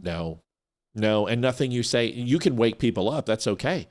Let me ask you a question. People don't like Muslims in this country. In fact, they're not well liked at all. How are Muslims doing in the world, by the way? Oh, so we haven't stopped them? Let's see. We've been going after them from 9/11. What's happened? Are they no longer in existence? No. You don't understand. Growing and branching out. Yeah, they're expanding into Europe is what they're doing. They're thriving. And why? Because they're unchecked. There it is. 2:15 to go on goal, folks. I don't know. I don't have a good feeling. Want me to put up the clock? Yeah. All right. Clock is up. Let me move this over. Clock is up. 30 minutes and 55. That's good enough. We'll take that. Phone lines are still open. Jessica Tarlov was cooked by Greg Gutfeld yet again. But Jessica, just chalk it up. Does she seem like she's ready to quit? Yes. She does. She's getting to that point. Starting to get to the point where she's done, and it's because Greg is on her every single time she talks. That's what happened to Juan, and that's what happened to Geraldo. Greg didn't like him, and he got him. And Greg gets what Greg wants. You know what I mean? Mm-hmm. Because Greg is one of the most senior people at Fox, and he's very, very important. If you guys don't know this, listen, I like Greg Gutfeld's humor, but he's very corny in his humor. His monologues are just like, sometimes they're cringe. Yeah. He's a great writer, and he's a great presenter sometimes. Not all the time, but he's extremely smart, and his takes on the five are always good. But the Gutfeld show, his opening monologue is like, ugh. You know what I mean? Yeah. They keep him around because he is smart, and he's sharp, and he has a lot of connections at Fox. He's a very important person. As important as Bill O'Reilly was, as important as Tucker Carlson was, he's got a lot of clout. He's got a lot of pull. Charles Krauthammer had a lot of pull at Fox, too. Here is Jessica getting cooked by Greg Gutfeld. You can't understand Trump because his political decisions align with his personal and patriotic ones. You understand Kamala, you understand Gavin, you understand Biden because their political decisions are divorced from the things people want. Why are you on the 20 of every 80-20 issue? Is because you divorced political desires from human needs. And then you have to dress up your decisions as compassion when they're merely wants from an activist class. The thing about Trump is, I don't care whether you like him or hate him, you're suffering from the Trump-America alignment problem. Political, personal, and patriotic desires all stack up, which means what he wants, the country tends to want. If it's 80-20, he's on the 80, you're stuck on the 20. They wanted the tariffs. Your defenses are getting more and more narrow because you say, we keep saying the same thing every day. It's because we have to, because you don't listen. I do. All I hear in my head is your voice. You know what? You're lucky. This is the no voice Americans of wanted God. the tariffs. They didn't want the war in Iran. They would they don't want re-elect him. the ballroom. What do you got? What do you got?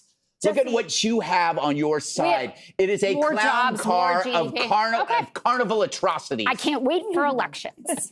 All right, Jesse,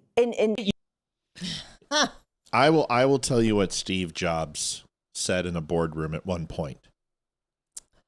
And Steve, when it's on this window, the donation window doesn't pop up. What are you talking about? I just put a donation in, and it didn't pop up. Oh, it's not embedded in every video. Oh, gotcha. Sorry. Oh, well, it was Daniel Claflin. He said first time listening. Daniel. So thank you so much, Daniel. Welcome to the show. Welcome to the show, and thanks for donating. I don't know which channel you're on, but welcome. Daniel, I apologize you didn't get the pop-up. Olivia's going to flash her boobs to make up for it. Everyone, go ahead. But listen seriously. Steve Jobs in a boardroom said, and Daniel, thank you. It's great. We've had a lot of first-time donators, and it's really exciting to see. So thank you for that. Yeah. That means, it means the show's growing.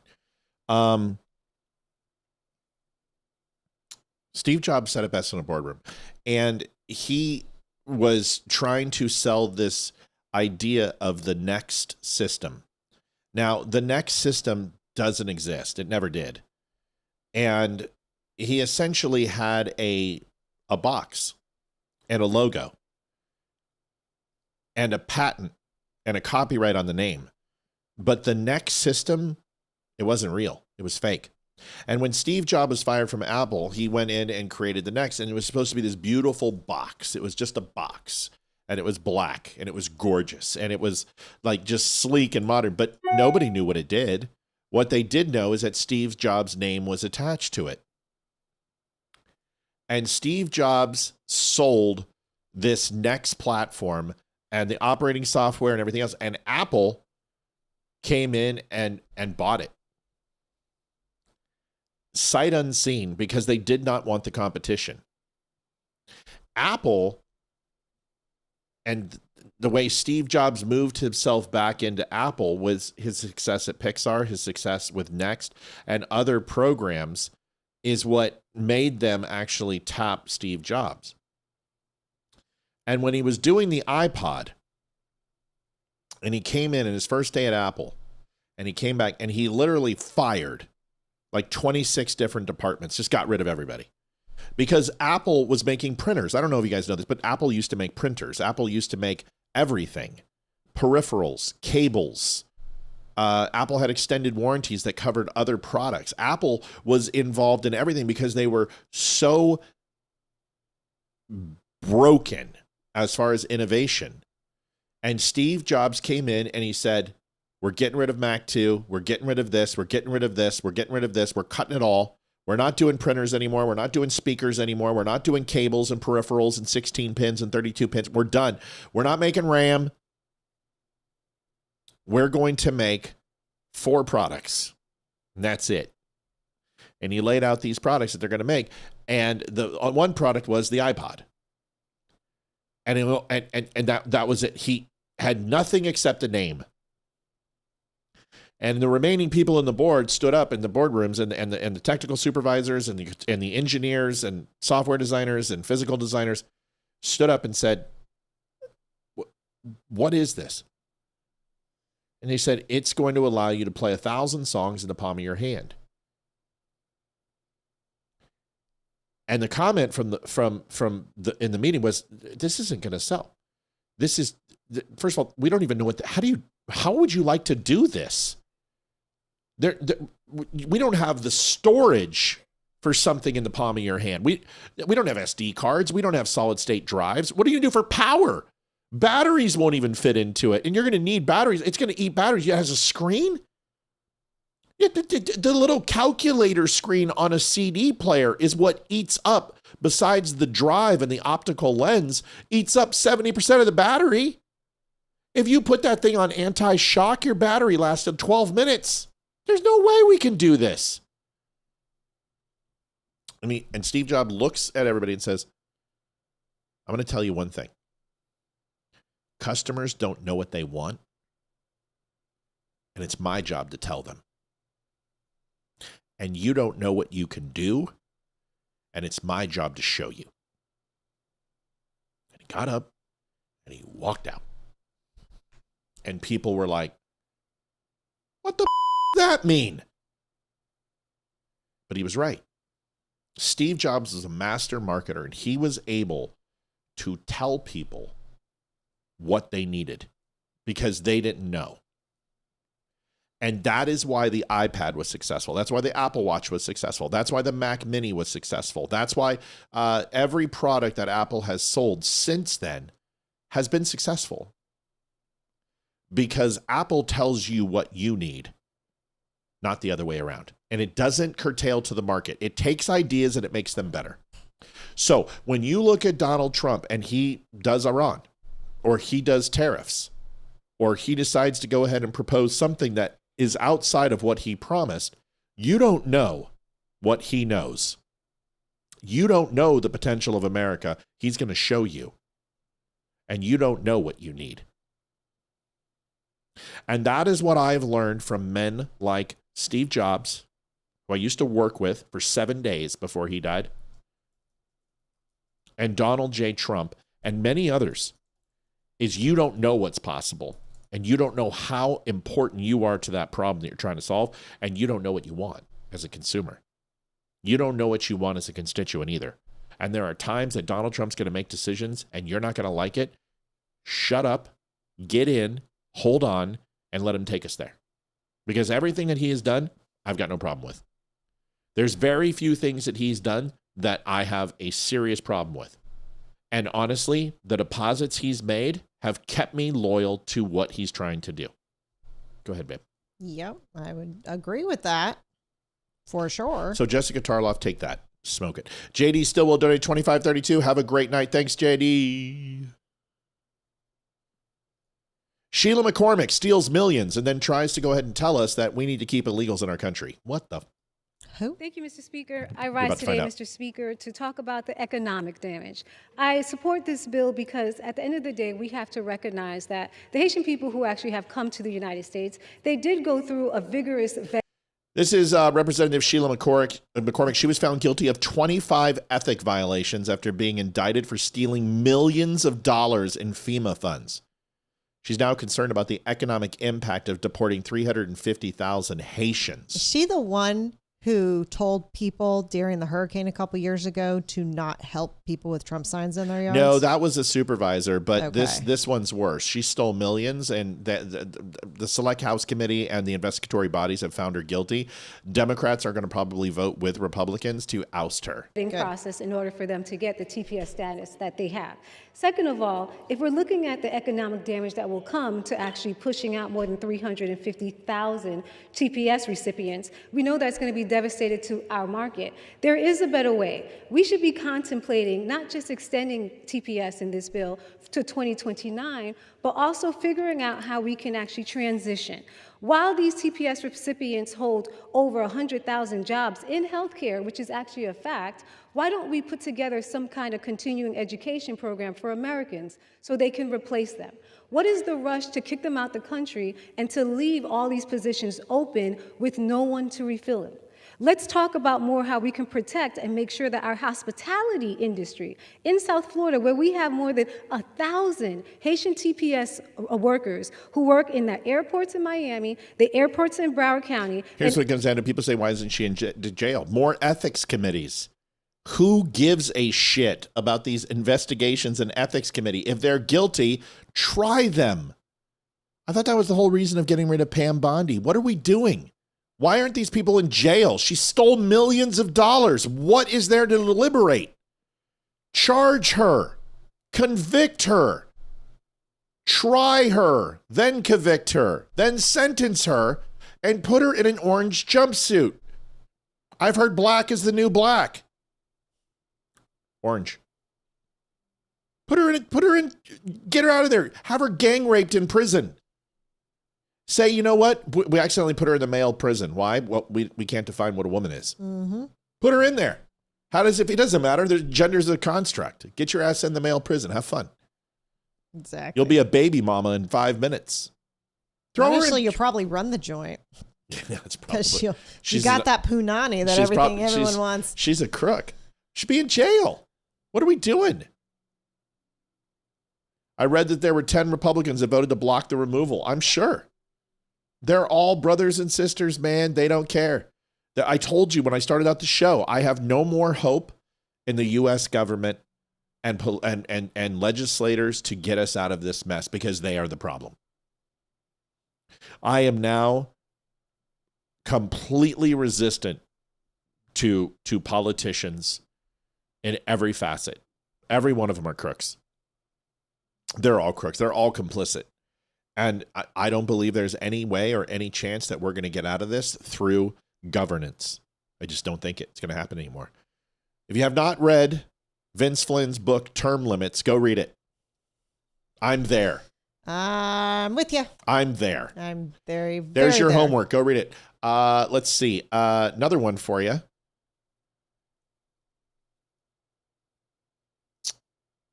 Here is Lieutenant Governor in Fairfax. I'm going to show you this. Libby and I got to see this today. This is an ex-lieutenant governor. The new one's a Muslim. I'm sure the news will be when she retires that she's going to clack a vest. Here is the lieutenant governor, and this is completely sad and horrible. I did a video on it today. Watch this. All right, thanks, Eddie Mae. We're continuing to follow that breaking news this morning. A death investigation in Fairfax County. A man and woman found dead inside of a home in Annandale. Police are on the scene right now. Fox 5 is working on this, staying on top of it to get more information. Our Melanie Onwick joins us live from Annandale with the latest. Mel. Hey, good morning, guys. So we've been watching as investigators have just now gone inside the home here at the end of Saxony, and that is Guinevere Drive that the home is located on. It's kind of dark right now, but every once in a while we'll see those flash. You jumped like a foot. I was like, what? Has come out, which is investigators and crime scene technicians taking photographs inside the home. But a lot of information not confirmed by police at this point, but we do have some details that we were able to piece together from scanner traffic. The initial call came in a little after midnight, and the person on the line said he thought his father had stabbed his mother. When Fairfax County Police arrived, they did find a woman unconscious and bleeding in the home. Fairfax County Police tell me that she actually had been shot. Now, the son told officers he did not know where his father was, and his father's car was still in the driveway. There was an area-wide lookout broadcast. K-9 and helicopter teams were brought in. Then police radioed that they had discovered the man they believed to be the subject in another area of the home with what appeared to be a self-inflicted gunshot wound to the head. A gun was recovered, and the man was pronounced dead at 12:37 a.m. The woman was pronounced dead at 12:34 a.m. And again, so many of these details still we're waiting to get from investigators. Fairfax County Police want everyone to know is they believe that everyone involved in this incident has been accounted for, so no greater threat to the community. They are still working on making appropriate notifications to all next of kin, and they say once they're able to do that, then they'll release the names of the people who have died here. But we know who it was. Yeah, we do know who it was. This guy had several allegations. I didn't show you the cool feature of this. You haven't been on the show since we've been able to do this. But you know we've always been able to do this. Is drag and drop a screenshot into the... Yeah. Right, you know that. Yeah. But this is the cool new feature. And I just have this video. I'm sorry, but... Oh, bravo, Virginia, cool. Bravo. I moved here from the progressive paradise. Is that not awesome? That's very cool. I know, very, very cool. We're very excited about it. But here is some information that I had sent to me by a listener. And it's funny because I was already writing... I was doing that video when it came through. So here it is. And so 2019, 2 women accused Fairfax of sexual assault years earlier, prompting Virginia Democrats to call for his resignation. Meredith Watson claimed he raped her in 2000 while they were students at Duke. Vanessa Tyson accused Fairfax of forcing her to perform oral sex in 2004 when they attended the DNC in Boston. Fairfax denied the accusation, saying the encounters with the women were consensual. He ran in the Democratic primary for governor in 2021. He was black. During the gubernatorial debate, he was treated like George Floyd and Emmett Till when Democrats immediately called for his resignation. Davis said Fairfax was a rising star politically in Virginia. It's high profile in nature. So here's the deal. I told you guys, I feel that there's another second Me Too movement happening, but this time it's going to be with politicians. I have a feeling that it was associated with that. His wife was also going to divorce him. He wasn't very fond of that and obviously took his own life. I just feel bad for those kids. I do too. It's horrible. It's a horrible story. I referenced it in this video, which is also that Fairfax Public Schools canceled Veterans Day and reinforced and kept Indigenous Day. They also, the service days and teachers' time off and the snow days, they voted all those through, but they decided to go ahead and block Veterans Day. Here's the video. You can watch this.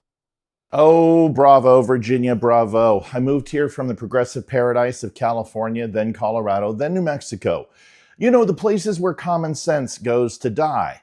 Thinking I'd finally found a state that hadn't completely lost its damn ever-loving mind. Youngkin handed us a winner. Job, safety, actual functioning schools.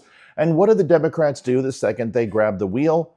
They look at the calendar and say, you know what? Our kids really need the following: less respect for the people who kept this country from becoming a parking lot for tyrants. Fairfax County School Board just voted, in their infinite wisdom, to make Veterans Day a regular school day. No day off, not a zip. But hey, don't worry, folks. Indigenous People Day stays locked in as a full holiday, because apparently the folks who stormed Normandy or froze at the Chosin Reservoir and cleared houses in Fallujah don't deserve 24 hours of recognition. But rewriting Columbus into a guilt festival? That's sacred.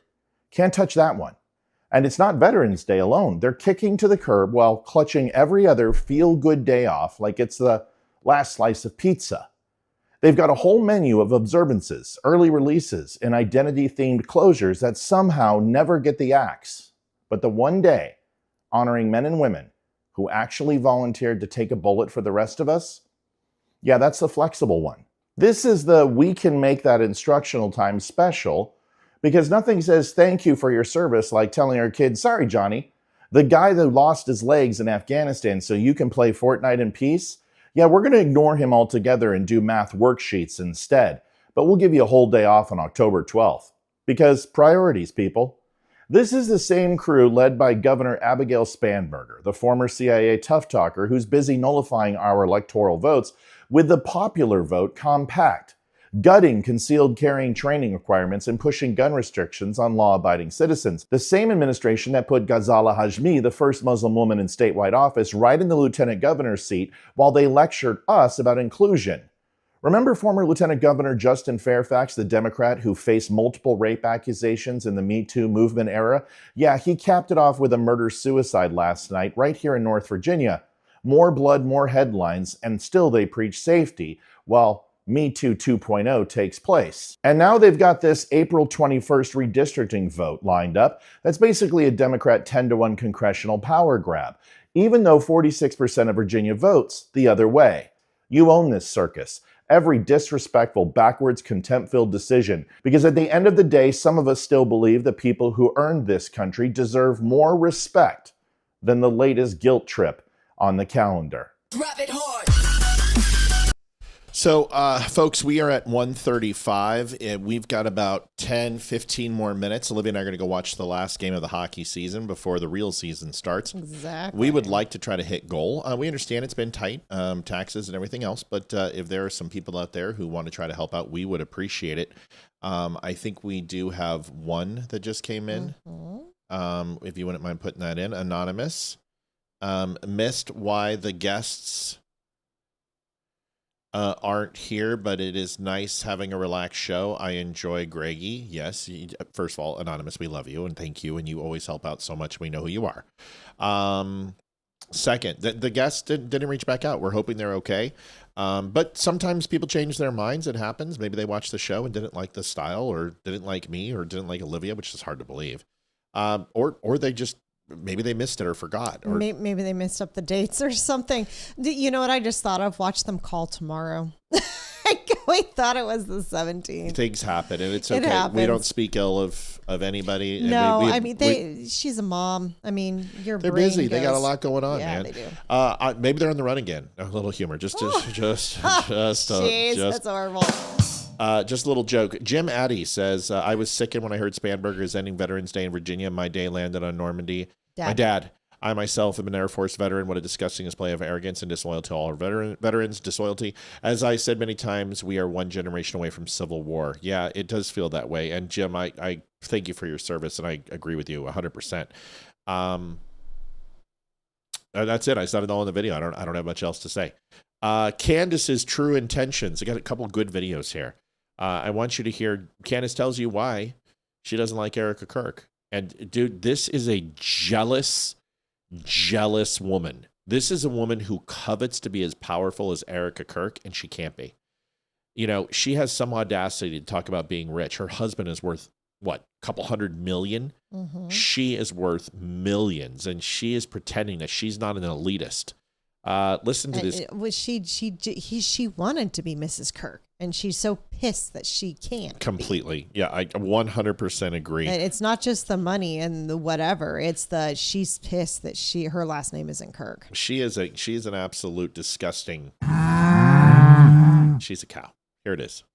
Please do not lecture us, JD. Do not. Okay. The lecture that is coming from you is JD cooked her.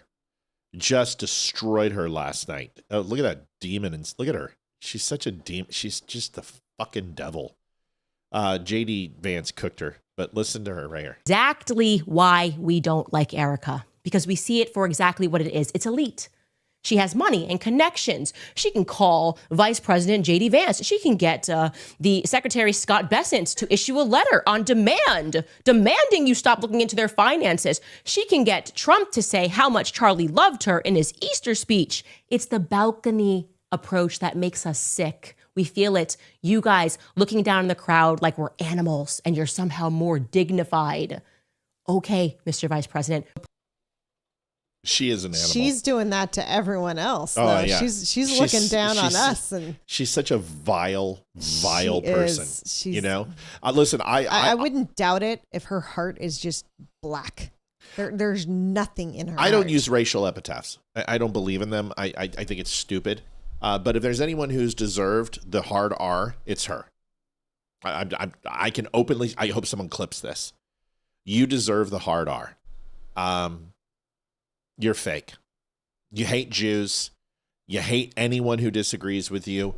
And you are the quintessential hard R human being. Why don't you say it? Why are you afraid? Because I don't need to use that. Every single person knows exactly what I mean. Is that name is one of the most hateful and disgusting names to call another human being. You're it, lady.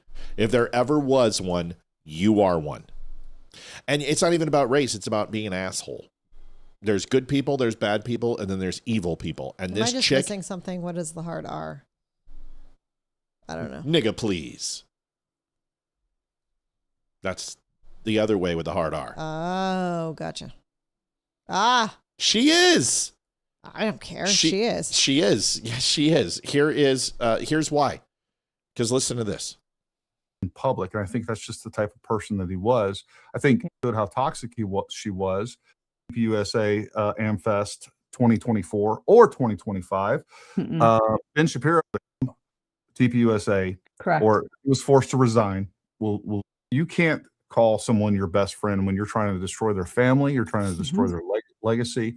You know. So this guy actually is talking how Charlie Kirk. I want you to listen to this carefully.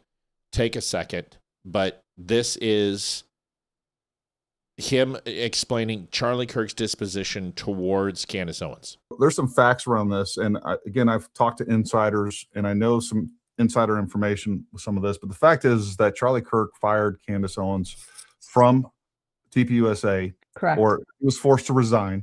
We'll leave it that way in 2019. Since 2019, she was not at Erica's and Charlie's wedding. She was not invited to that.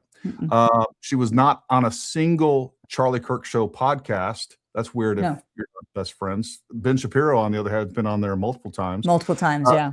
She was not invited to TPUSA Amfest 2024 or 2025.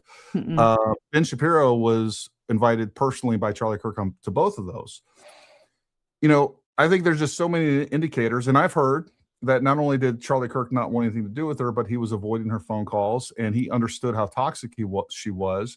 And yes, he was going to be a gentleman and be friendly and not cause division in public. And I think that's just the type of person that he was. I think, you know, there's a lot of people. Bobby Richardson donated $10.80. I wish more, but I know, and I love you, and you've done plenty. Listen, let other people carry the torch, folks. You know what I mean? We're close enough. Let other people carry the torch. If you're one of those people who always give, just let's hold, let's wait, let's see. Okay.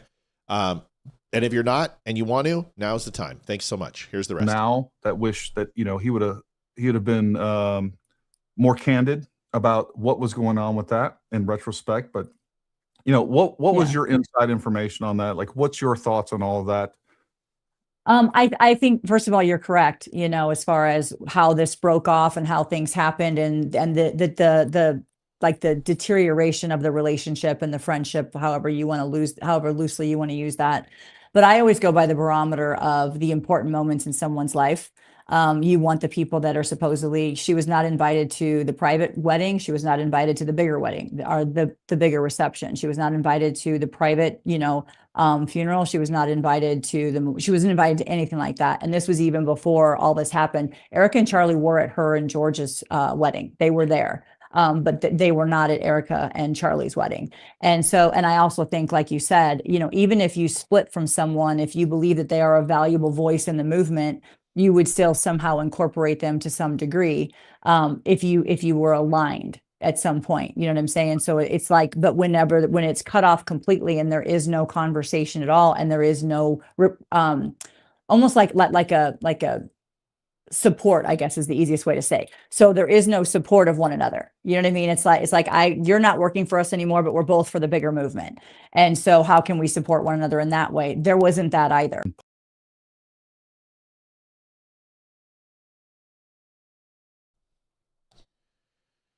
So, I mean, it doesn't need much more explanation.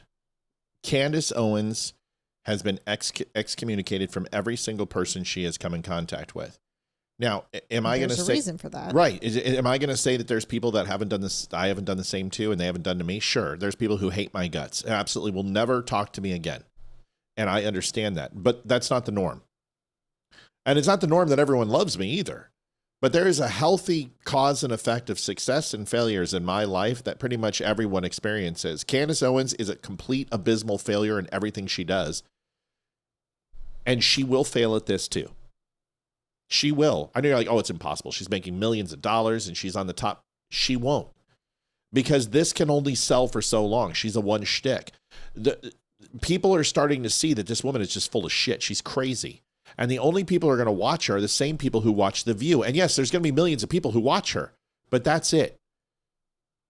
She will relegate herself to absolute obscurity. Now, that's awful rich for somebody who has 100 people watching, 200 people watching. That's not what this is about. People watch this show for a different reason they watch Candace. They watch this show because they like the style, they like the presentation, they like the way Olivia and I get along. Sometimes I frustrate them, and that's okay. They don't mind. They'll get over it. Some nights they like what we do, and other times they say, you know what? I'm good. I don't want to be a part. But either way, people who are here are loyal. We have some of the highest retention that I've ever seen on any podcast. I can show you the numbers and break down the business profile. We have a business assessment. If you saw the donations that people give to this show, it is incredible.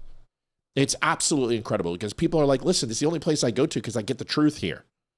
Candace Owens, they go to her because she lies. And that's okay. Because they don't want to hear the truth. Right. But don't sit here and pretend. Don't piss on me and tell me it's raining, Candace. Don't tell me you're the purveyor of truth, that you're the holy person on top of the mount, and you're shining down on the beacon of the lighthouse that are guiding all the ships into port. No, you're a deceiver. You're evil. You're a demon.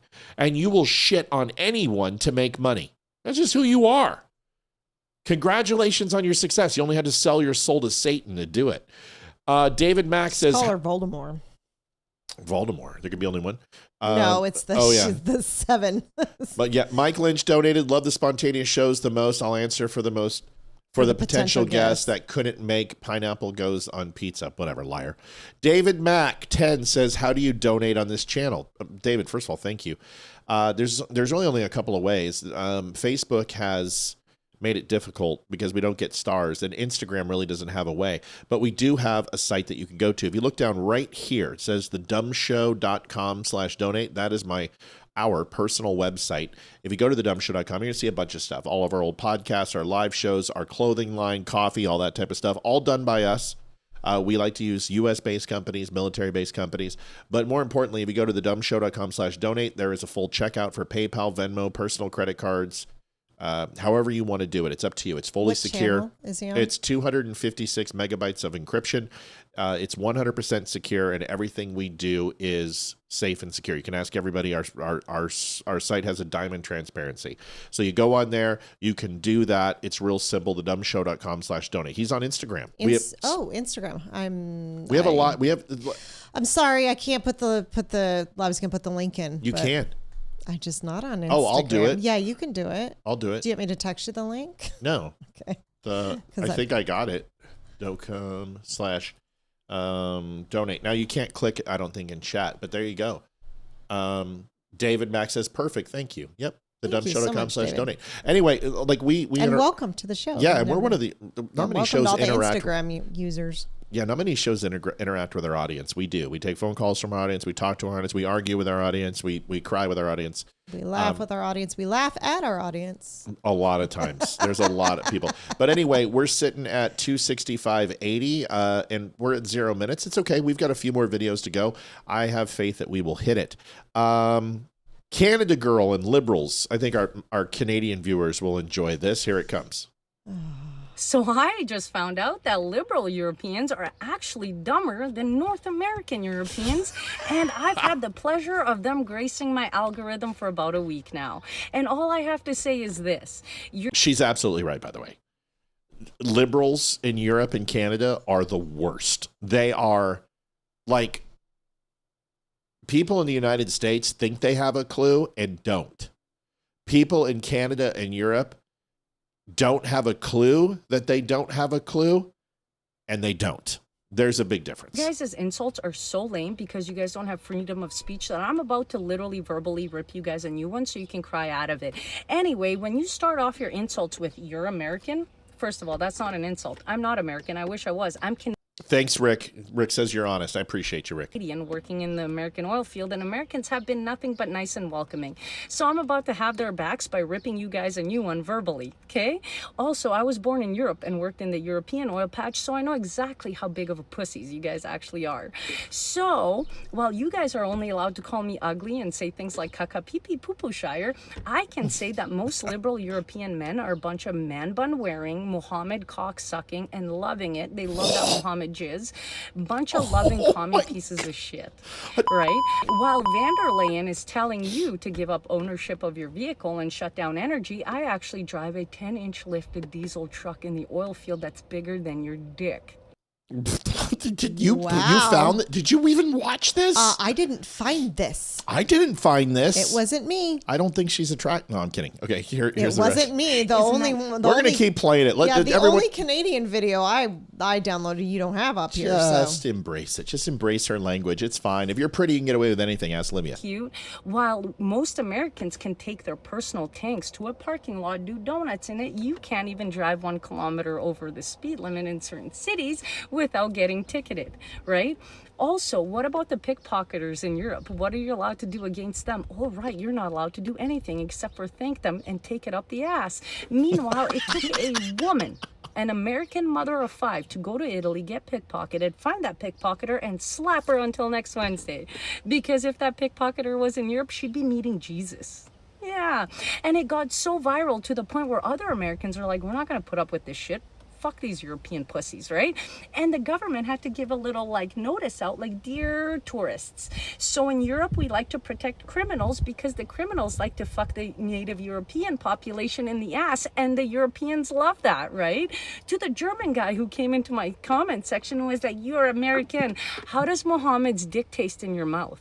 Because I know you have to suck it dry and thank him afterwards while paying for his 20 wives and retarded children to live in your country for free. While your energy and all of your resources are getting siphoned out of Europe. So the next time you guys come into my comment section and think you can insult me, I worked with Norwegians in the oil field, and it was like a week-long freaking safety meeting of a bunch of pussies being like, I got a paper cut, that's not safe. Meanwhile, we cowboy the fuck up here and get something done in 3 to 4 days, which takes you guys 3 to 4 weeks. Yeah. So how about you guys travel a little bit more outside of Europe in order to realize just what a bunch of domesticated, absolutely propagandized pussies you have become. Oh my gosh, I love her. I love her too. We got to get her on the show. She's our second favorite Canadian. Yeah, second favorite outside of Mel, who's calling right now. Mel, what's up, sister? Oh, you hung up on her. No, I didn't. I never hang up on Mel. Mel, what's up, sister? Oh, well, you hung up on me. I told him. I didn't hang up. Anyways, I didn't hang up on her. Yeah. Go ahead. Thanks, Olivia. Yeah, he hung up on me. It's all good. Now I hung up on you. Oh my God! You keep saying shit that ain't true. I'm gonna hang up on you. Now I hung up on you. God, you're I didn't hang up on you, but there I hung up on you. No, stop hanging up. Kimberly Jurgermeyer donated $10. Thank you, Kimmy. Mel, don't take that shit from me. All right, I'm gonna call Mel back because I don't want her to get mad at me because she's gonna get mad. I freaking love this chick, a woman with brain and some filthy mouth. Amen. Where is she? That time I hung up again? That time I hung up. I didn't hang up the first time. It was a mistake. Sorry. Love you. What's going on, Mel? What do you want to talk about? Anyways, you got to put her on your list of people to watch and whatever, because she is a rock star.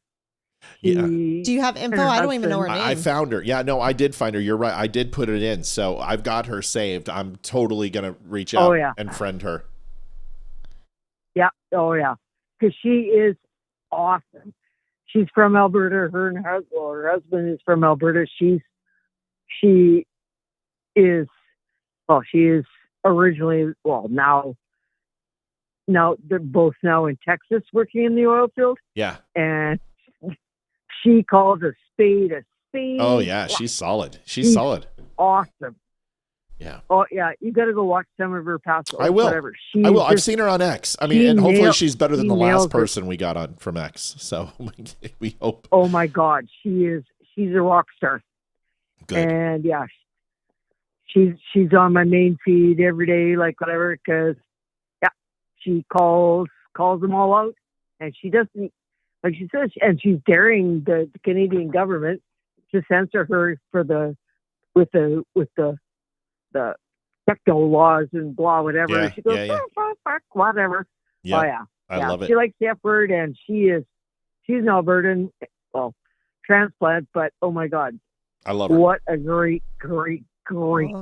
Well, I'm gonna reach out to her. Yeah, follow her. Hopefully she shows up, unlike some guests. So.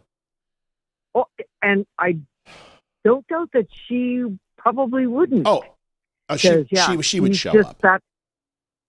Oh yeah, she would definitely show. And but if she starts cussing like that, I'm gonna get in trouble. My potty mouth. You put me around someone like that, and I'll be cussing like nonstop. How are you? I know, and she did. Go ahead. Just don't talk about apologizes, but she's awesome. Yeah, she is. She is absolutely awesome. Love you, Mel. Talk to you soon. Awesome. Love you, Mel. Love you. Talk to you. Bye. Oh, Mello. Yeah, you got to reach out to her or give me info because I don't even know who she is. I'll give you the info. Yeah. But I've been good with my cussing. Like I've been using button very, very well. I really have. I think I said the SH word tonight. That's about it. I have to tell you what the word is with a hard R. Well, normally you think I'm river? Is that what you were thinking? I was thinking. No, don't do it. You're the most racist human being in the world because you're low key racist. Like low key. You're low key racist. Like you'll say shit. I don't think low key means what I'm thinking. You're like, I love black people. Everyone should own one. No, that's you. No, what do you mean that's me? I don't say that. Okay, well you've said some things. Nobody ghosted us tonight. We think that Lori Lightfoot deserved it.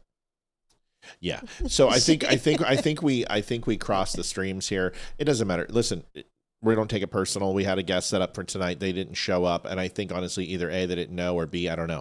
275.80. Folks, we're almost there. We're almost there. 275.80. We're almost there. We got to go. So last night of hockey season before the real season starts. Chad Allen Carr, do you guys remember this? Was in Gettysburg, Pennsylvania. I believe he was mayor. Oh, yeah, watch this guy. I'll have you go ahead and set the dog down. I'm sorry, what? Set the dog down. Okay. Thanks, sir. Turn around. Place your hands behind your back. You got anything on you? A warrant from Pennsylvania. A warrant for what? It's going to be a child case. We're going to talk to you about that. Okay. Pennsylvania has issued a warrant for you for some reason. Okay. And we're just here to start. Can you call the attorney? I will. Yeah, let them do that. Okay. Okay. Lambo, we're going to... Destiny, I wouldn't say anything when you They got 3 new cases on it, okay? So, okay. If you want to tell them, that's up to you. I'm not going to tell your business to your Yes, parents. sir. You're a grown man. I understand. This is between you and them up there. I understand. So if you want to talk to your parents, I suggest talk to your attorney about it. You can say to your parents whatever you want to tell them. I understand. Okay? Thank you, sir.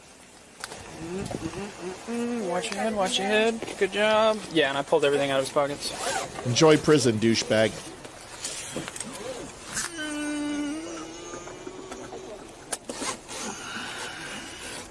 All right. And it is going to lock up, so don't lean back too much. Okay. Child sex, 3 more cases of child sex crimes. So they had him in Pennsylvania. I don't know what the judge did. I don't know if they released him. I don't know what happened, but he went to Texas and then they got him for 3 more charges. Democrats, who knew? But I'm sure he was a release the Epstein files type guy. So there he is. Insane. Don't know what else to say about that. Good for him. Tyler Robinson news. This is important. Okay. Oh, is that new? I think so. Oh my God, another new donor? All these new donors, Instagram. It's so nice to see so many people. See, little stuff like this. No. It's not a low donation. No. Don't even, no. See? Is it David? Yeah. Or Divid? I don't know. I just copied and pasted. Either way, it's not a low donation. And listen, anytime someone gives us money for doing what we do, there is no amount. Like, we've received thousands of dollars donations, and we've received dollar donations. Largest show the show ever received was $10,000 donation. The lowest show we ever received was 51 cents. And I remember the 51 cents, and I remember the 10,000. But I will tell you this, I probably remember more of the low donations than the high ones, from people like Elizabeth or Carrie Spricks or anyone else who tries to help out our show. This is a new donor. Sorry for the low donation. I just noticed my account didn't have enough. Donate more once the check hits my account. Great show, by the way. Love it. Well, we appreciate you. Thank you so much. I am not going to try your name. I'm just going to call you Eminem and call it good. There we go. That's it. Eminem. It's just Eminem. David Mack. David Mack is Eminem. But dude, that means a lot. Like, the low donations that some people go, oh, this is not enough. It's enough, and people do it all the time. And I can't even think of all the donations, but I can tell you the amounts. And sometimes it's $1, and it means the world to us. You know, it does. And we don't take it that way. Some shows would be like, no. We call out every donation because money's hard, man. It's hard. It's a hard last name. It's David from Instagram. Okay, how do you pronounce it? I can tell you. We gotta know. It's here. I gotta look at the. I got it right here. I gotta see it. Oh, let me just look at it. Can you blow it up? My eyes are killing me. Yes, hang on.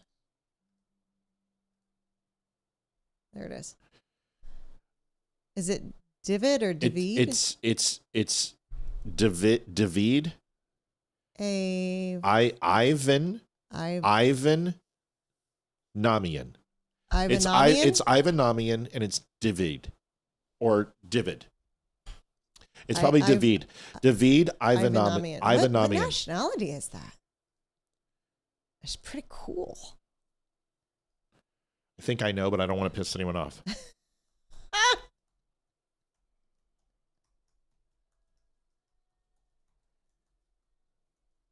Let's see if I'm right. No, I don't think so.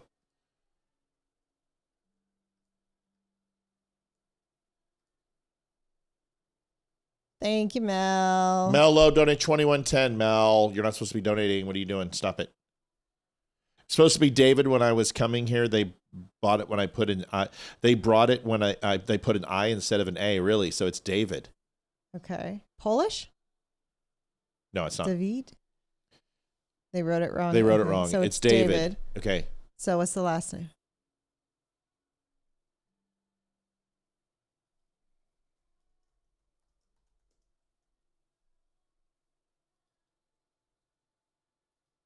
Let's see if I can get this right. Karen's like, sounds French. Ooh, it might be Ivan Namian too. Assyrian. Huh? I didn't know that. I've never heard of it. Okay, call me crazy, but he's from Iran. Okay. Oh, okay. So it's Assyrian. Okay, so that's why I don't know it. Yeah, because my first guess was Jewish or Persian, and close enough. But Assyrian is not Persian and not Jewish. But a lot of the etymology and the names are shared in the Middle East. It's a beautiful name. It's a beautiful. Is that how you pronounce it? Did we pronounce the last name? It's Ivan Namian or Ivan Namian, one of the two. Did we pronounce it's probably it correct? Since it's Assyrian, it's probably Namian. I came here, they didn't like Christians up there. That's great, man. What a good name. What a good name. We have some people that have had some very interesting last names that we had fun trying to figure out what David, is it Namian or Namian? It's probably Namian, right? I would assume. See, because it's all about syllables. It's all about pronunciation. And once you get that down, it's really easy to figure out where the etymology of names and where they come from and derive from. If you know the phonetic, the second one was right, Namian. Okay. Cool, man. Well, welcome, and thanks for the $6, man. Thank you for the non-$6 schmeckles. We love that. Tyler Robinson, this is really important. I'm willing to stay on for this. Are the Avs on yet? Ooh, I don't know. Find out, please. This is important. This was actually released on Charlie Kirk's show And I mean, the Avs are playing a skeleton crew. They don't even care about this game. I was on a 10? Yeah. Oh, sweet. Oh, why Means is we it got late 10? night. It's at home. Just embrace it. Who cares? It's Thursday night. So It's Friday tomorrow. Here we go. Tyler Robinson, news on the round, the 30-06. Remember when people said that, well, the gun didn't match the bullet? Well, that's because the ballistics, the bullet was fragmented and obliterated. And it was impossible to do forensic matchup. And that's usually the case. Here's some information. This is important. We had a big piece of news get revealed yesterday, and you guys might remember there was much to do about a Daily Mail headline a few weeks back that the bullet didn't match, I think was the headline, which was a complete piece of media malpractice. And we had Jay Towns on, who's a career prosecutor, has read, I guess, dozens, hundreds, maybe even ATF reports, and he's back, and we're going to start the show with him because the ATF report has been made public now, and we want his help to kind of unpack what's in there. Jay, welcome back to the Charlie Kirk Show. It's good to see you. Good to be back with both of you. So you are a career prosecutor, former U.S. attorney. You're a contributor for Newsmax, a legal contributor there. And so you have a great resume. You have a great background in this. Tell us, what new evidence ATF report? Yeah, and as we suspected the last time we spoke, Andrew, that the ATF report and the Daily Mail headline were not going to even remotely match. And so, and then the legacy media and the tinfoil hat crowd. Maddie, I'm sorry. This is a late one. This one came in late. We try to get these in, but the bigger donations tend to take a little bit of time. Sometimes they come in fast, sometimes they don't. We appreciate you. Sorry for not being a new donation to the show. You're good enough, Maddie, and we love you. And you give so much. Mel gives so much. Bobby gives so much. JD gives so much. So many people give so much money to this show, and we appreciate you. And it bums me out sometimes when we see these lagging donations that are larger, but we've got it. We thank you, we love you, and we appreciate you so much. Thank you guys for always helping us out. Here's the rest of the video.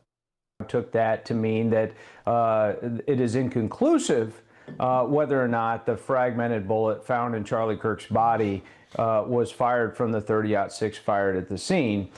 They took that to mean that it did not match. In my career as a violent crimes prosecutor and as a U.S. attorney, I sat on the ATF governance board. I've read hundreds and hundreds of these ATF reports. Here's the new evidence. In addition to the fact that, as we discussed and as I predicted, that this was a 30 caliber class bullet that was found in Charlie Kirk. Why does that matter? Because a 30-06 was found at the scene, and that 30-06 has Tyler Robinson's DNA all over it. But why else does it matter? Well, the new evidence is that the 30-06 was operable. So we know that it could be fired. And that there was a fired cartridge. It was a Remington 30-06. What's interesting about that is all of the fired and unfired cartridges, they were all Remington. And so, there are bunter marks on different batches. A bunter mark is, I expect the next batch of evidence to be, that the bunter marks will all match on those bullets, meaning they came from the same box. They came from the same crate, the pallet of those bullets. And those are marks put on the bullets by the manufacturer, not by the tool marking from the firearm. The final piece is that we know that the fired or the expelled shell casing, right, the one that we believe the bullet came from, we know that that shell casing was fired by that gun because of the tool marks that a gun makes when it fires a shell. It makes an imprint on the shell that is unique to that weapon. And so you fire a bunch of other shells with that weapon, and if it matches the expelled shell or the fired casing, then you know. Here's what it comes down to. There's a lot of speculation. There's a lot of I don't know. I say what we do is what we always do, which is before we pontificate, before we espouse certainties that are uncertain, we should watch the trial. Mm-hmm. Matt, was the wound a through and through? No, the wound wasn't. It hit the back of his spinal column, and the round shattered, and then pieces and fragments went up and tore his jugular and went out through his neck.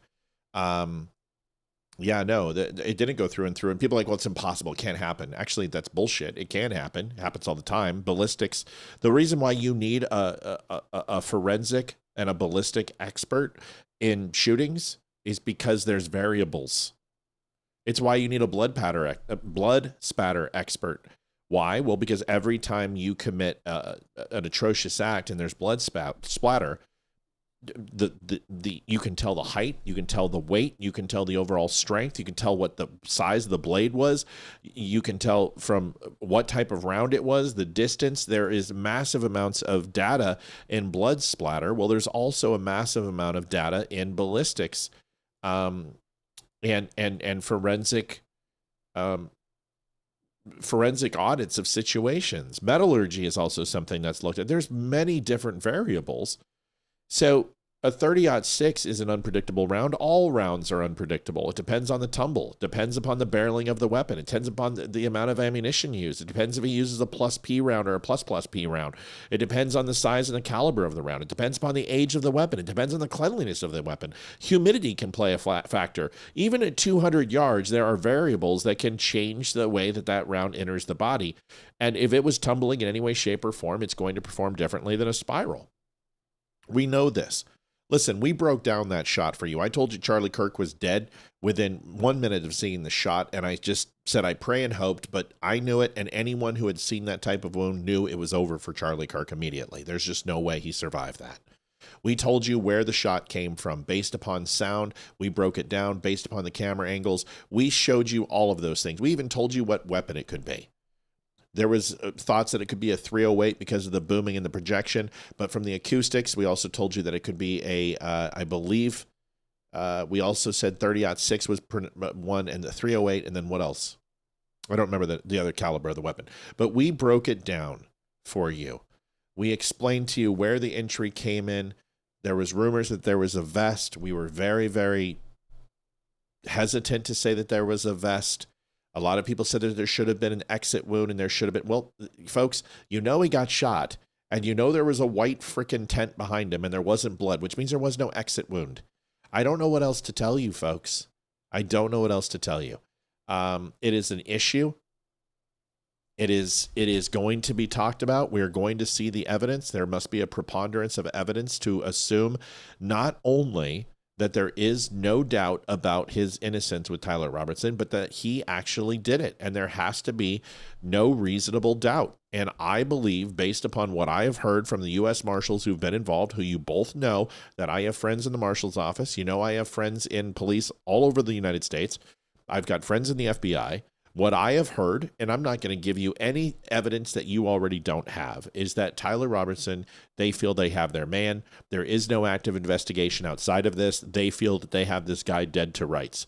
And I'm going to take that evidence based upon its face value until I see the trial. And we're going to cover it every day here. In fact, I think we're going to start doing mornings. 270. I think they did say 270. Thanks, Glenn. So that's it. And when the trial starts, and if it's aired, we're going to be playing it here. I'm going to be with you all mornings. We're going to watch it together because I believe that it's important. And this is, in my opinion, this is my John F. Kennedy. I care about the John F. Kennedy assassination more than about any other human being I know. I've studied it my whole life. I am an expert on the John F. Kennedy assassination. I can answer any question you have. I have read hundreds of books. I have seen thousands of hours of film. Not just a Zapruder film, but there were 6 other films being shot that day, and I've seen all of them. And I will tell you that this is my Charlie Kirk. Charlie Kirk is my John F. Kennedy. Okay? Liv, wrap us up. We're going to get out of here. All right. Well, it turned out to be a really good show. It's a bummer our guest didn't come, but that's okay. Life happens sometimes, and it's all good. So maybe they'll be able to join us at a later date. I don't know. We'll see. Well, we'll see. We'll see. We'll but hope. we are jam-packed through mid-June right now. So yeah, let's walk through that real quick, just since we have it up on the board. So tell everybody. All right. So next, I think Wednesday, Barry will be here. Always happy to have him. May 1st, Amani will be back. He will be back the first Friday of every month. May 7th, Jeremy Mitchell will be here. He works with Chris Peranto. So excited to have him. Yeah. May 15th, and Jessica Lynch. And Jessica Lynch, yes. May 15th, T.S. Dixon will be back with us. May 26th, Ryan Weaver is back, which is awesome. He hasn't been on the show in a long time. No, he was in it. He was in it just a few months ago, but it's still nice to have him back. Yeah, it's awesome. February, I think he was here. Was it February? Yeah, it Okay. wasn't too long ago. And then Damani will be back the first Friday of June, which I don't quite remember which date that is. But then June 11th, Ryan Samuels is coming back. So It'd be good to have Ryan on again. Yeah, so we got Ryan Samuels. So we got he'll a be busy back.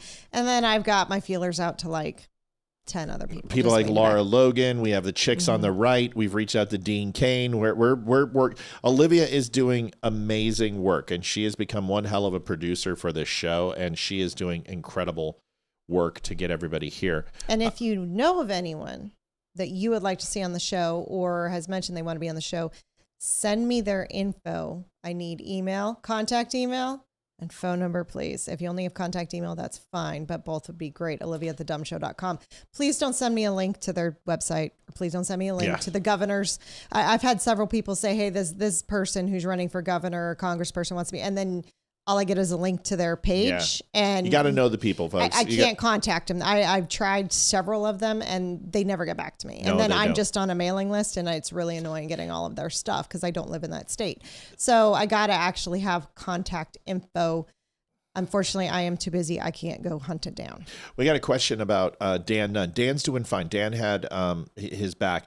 Dan, I was going to do Dan's show. It just became too much. It's too difficult with our time frames. His show is 4 to 6, and then I'm at 7, and there's no way I can prep for the show, and I'm busy with the day. So I just told him, I said, bro, I can't do it. And he's fine with that. He understands that. He was going to be on here, but he's just trying to cover his own show right now. His Facebook account got hacked. I think also I read that somewhere. So he's doing okay. He comments on my stuff once in a while. I need to see how he's doing, but overall, covering his show just was too difficult, and I just had that conversation with him and told him honestly there's just no way I could do it. But yeah, I'm hoping to get Dan on in the future too. He's always a great guest, and we wish him the very, very best, of course.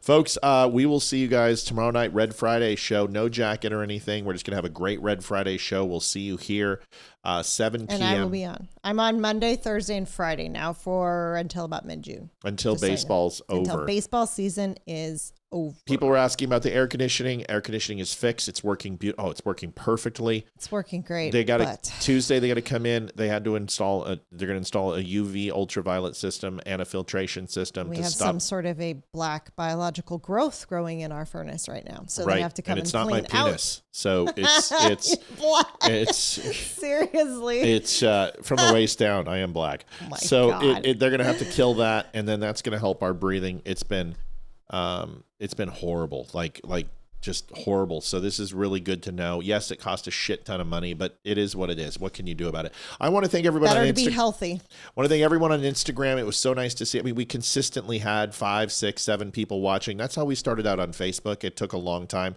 but we've got 36,000 followers on Instagram. They engage like crazy. I think we had something like 6 million interactions on Instagram, which is insane. YouTube's doing well. Rumble, surprisingly enough, we're getting actually editor's choice picks. It seems like at least twice a week. Tonight was a little slower. Things are good except for X. X sucks. The algorithm's horrible. Nobody loves us. They hate us over on Well, X. according to some people, you have to lie. You have to lie, and you have to have absolutely no moral standards to or show your boobies. And I am not showing my boobies. Neither am I. So I had a comment. I left it alone. I'm growing as a human being. I'm growing, folks. Folks, we'll see you guys on Friday. God bless. Take care of each other. Go Avs. Playoffs start on Sunday, I think. Saturday is when the first games are played. We just don't know when our game is. We don't even know who we're playing. We're not playing Saturday because the Nuggets are playing Saturday and Monday at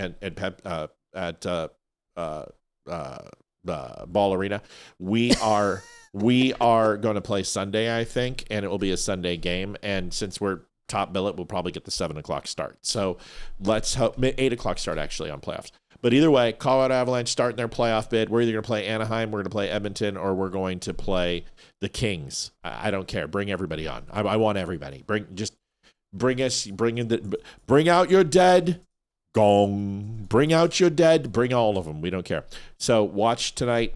Avs have a chance to be one of the best records ever in hockey. It'll be a Colorado Avalanche record if they win tonight. I don't expect them. They won't beat Boston. No, but it'll be one of the best, and I don't expect them to win. Everybody's sitting out tonight. I mean, they brought up half the AHL and most Which is honestly, it's good. It gives the AHLers some experience and it gives our guys some rest, which they need. Last thing everyone should know, and this should scare the living shit out of anyone who's not a Colorado Avalanche fan, they're 100% healthy. Oh, yeah. Every single player will be playing. Folks. Which is awesome because Kadri just completes our power Can I play. just say something? The people who we have waiting to play, who are basically in the bench, would be one of the best fourth lines on any team in hockey. Our third line. Our fifth would be line. A first line on most other teams. Our fifth line would be the best fourth line in hockey, period. This team is so stacked that we have to consider benching Kiviranta or Drury or Waugh, which if you took Drury, Waugh, and Kiviranta, that would probably be one of the best third lines in hockey. The Avs are so deep. So very deep. Yes. We'll see you guys. All right. Good luck. Love you. Night, y'all. See you on Friday. Bye. Adjusting transmitter output. This is the Don't Unfriend Me Show with your hosts, Matt, Leroy, Amy, and Olivia. Geopolitics, military analysis, and election coverage. Coming to you live on all major social media channels at The Dumb Show. Honest, direct, unfiltered. We can agree, we can disagree. Just don't unfriend me.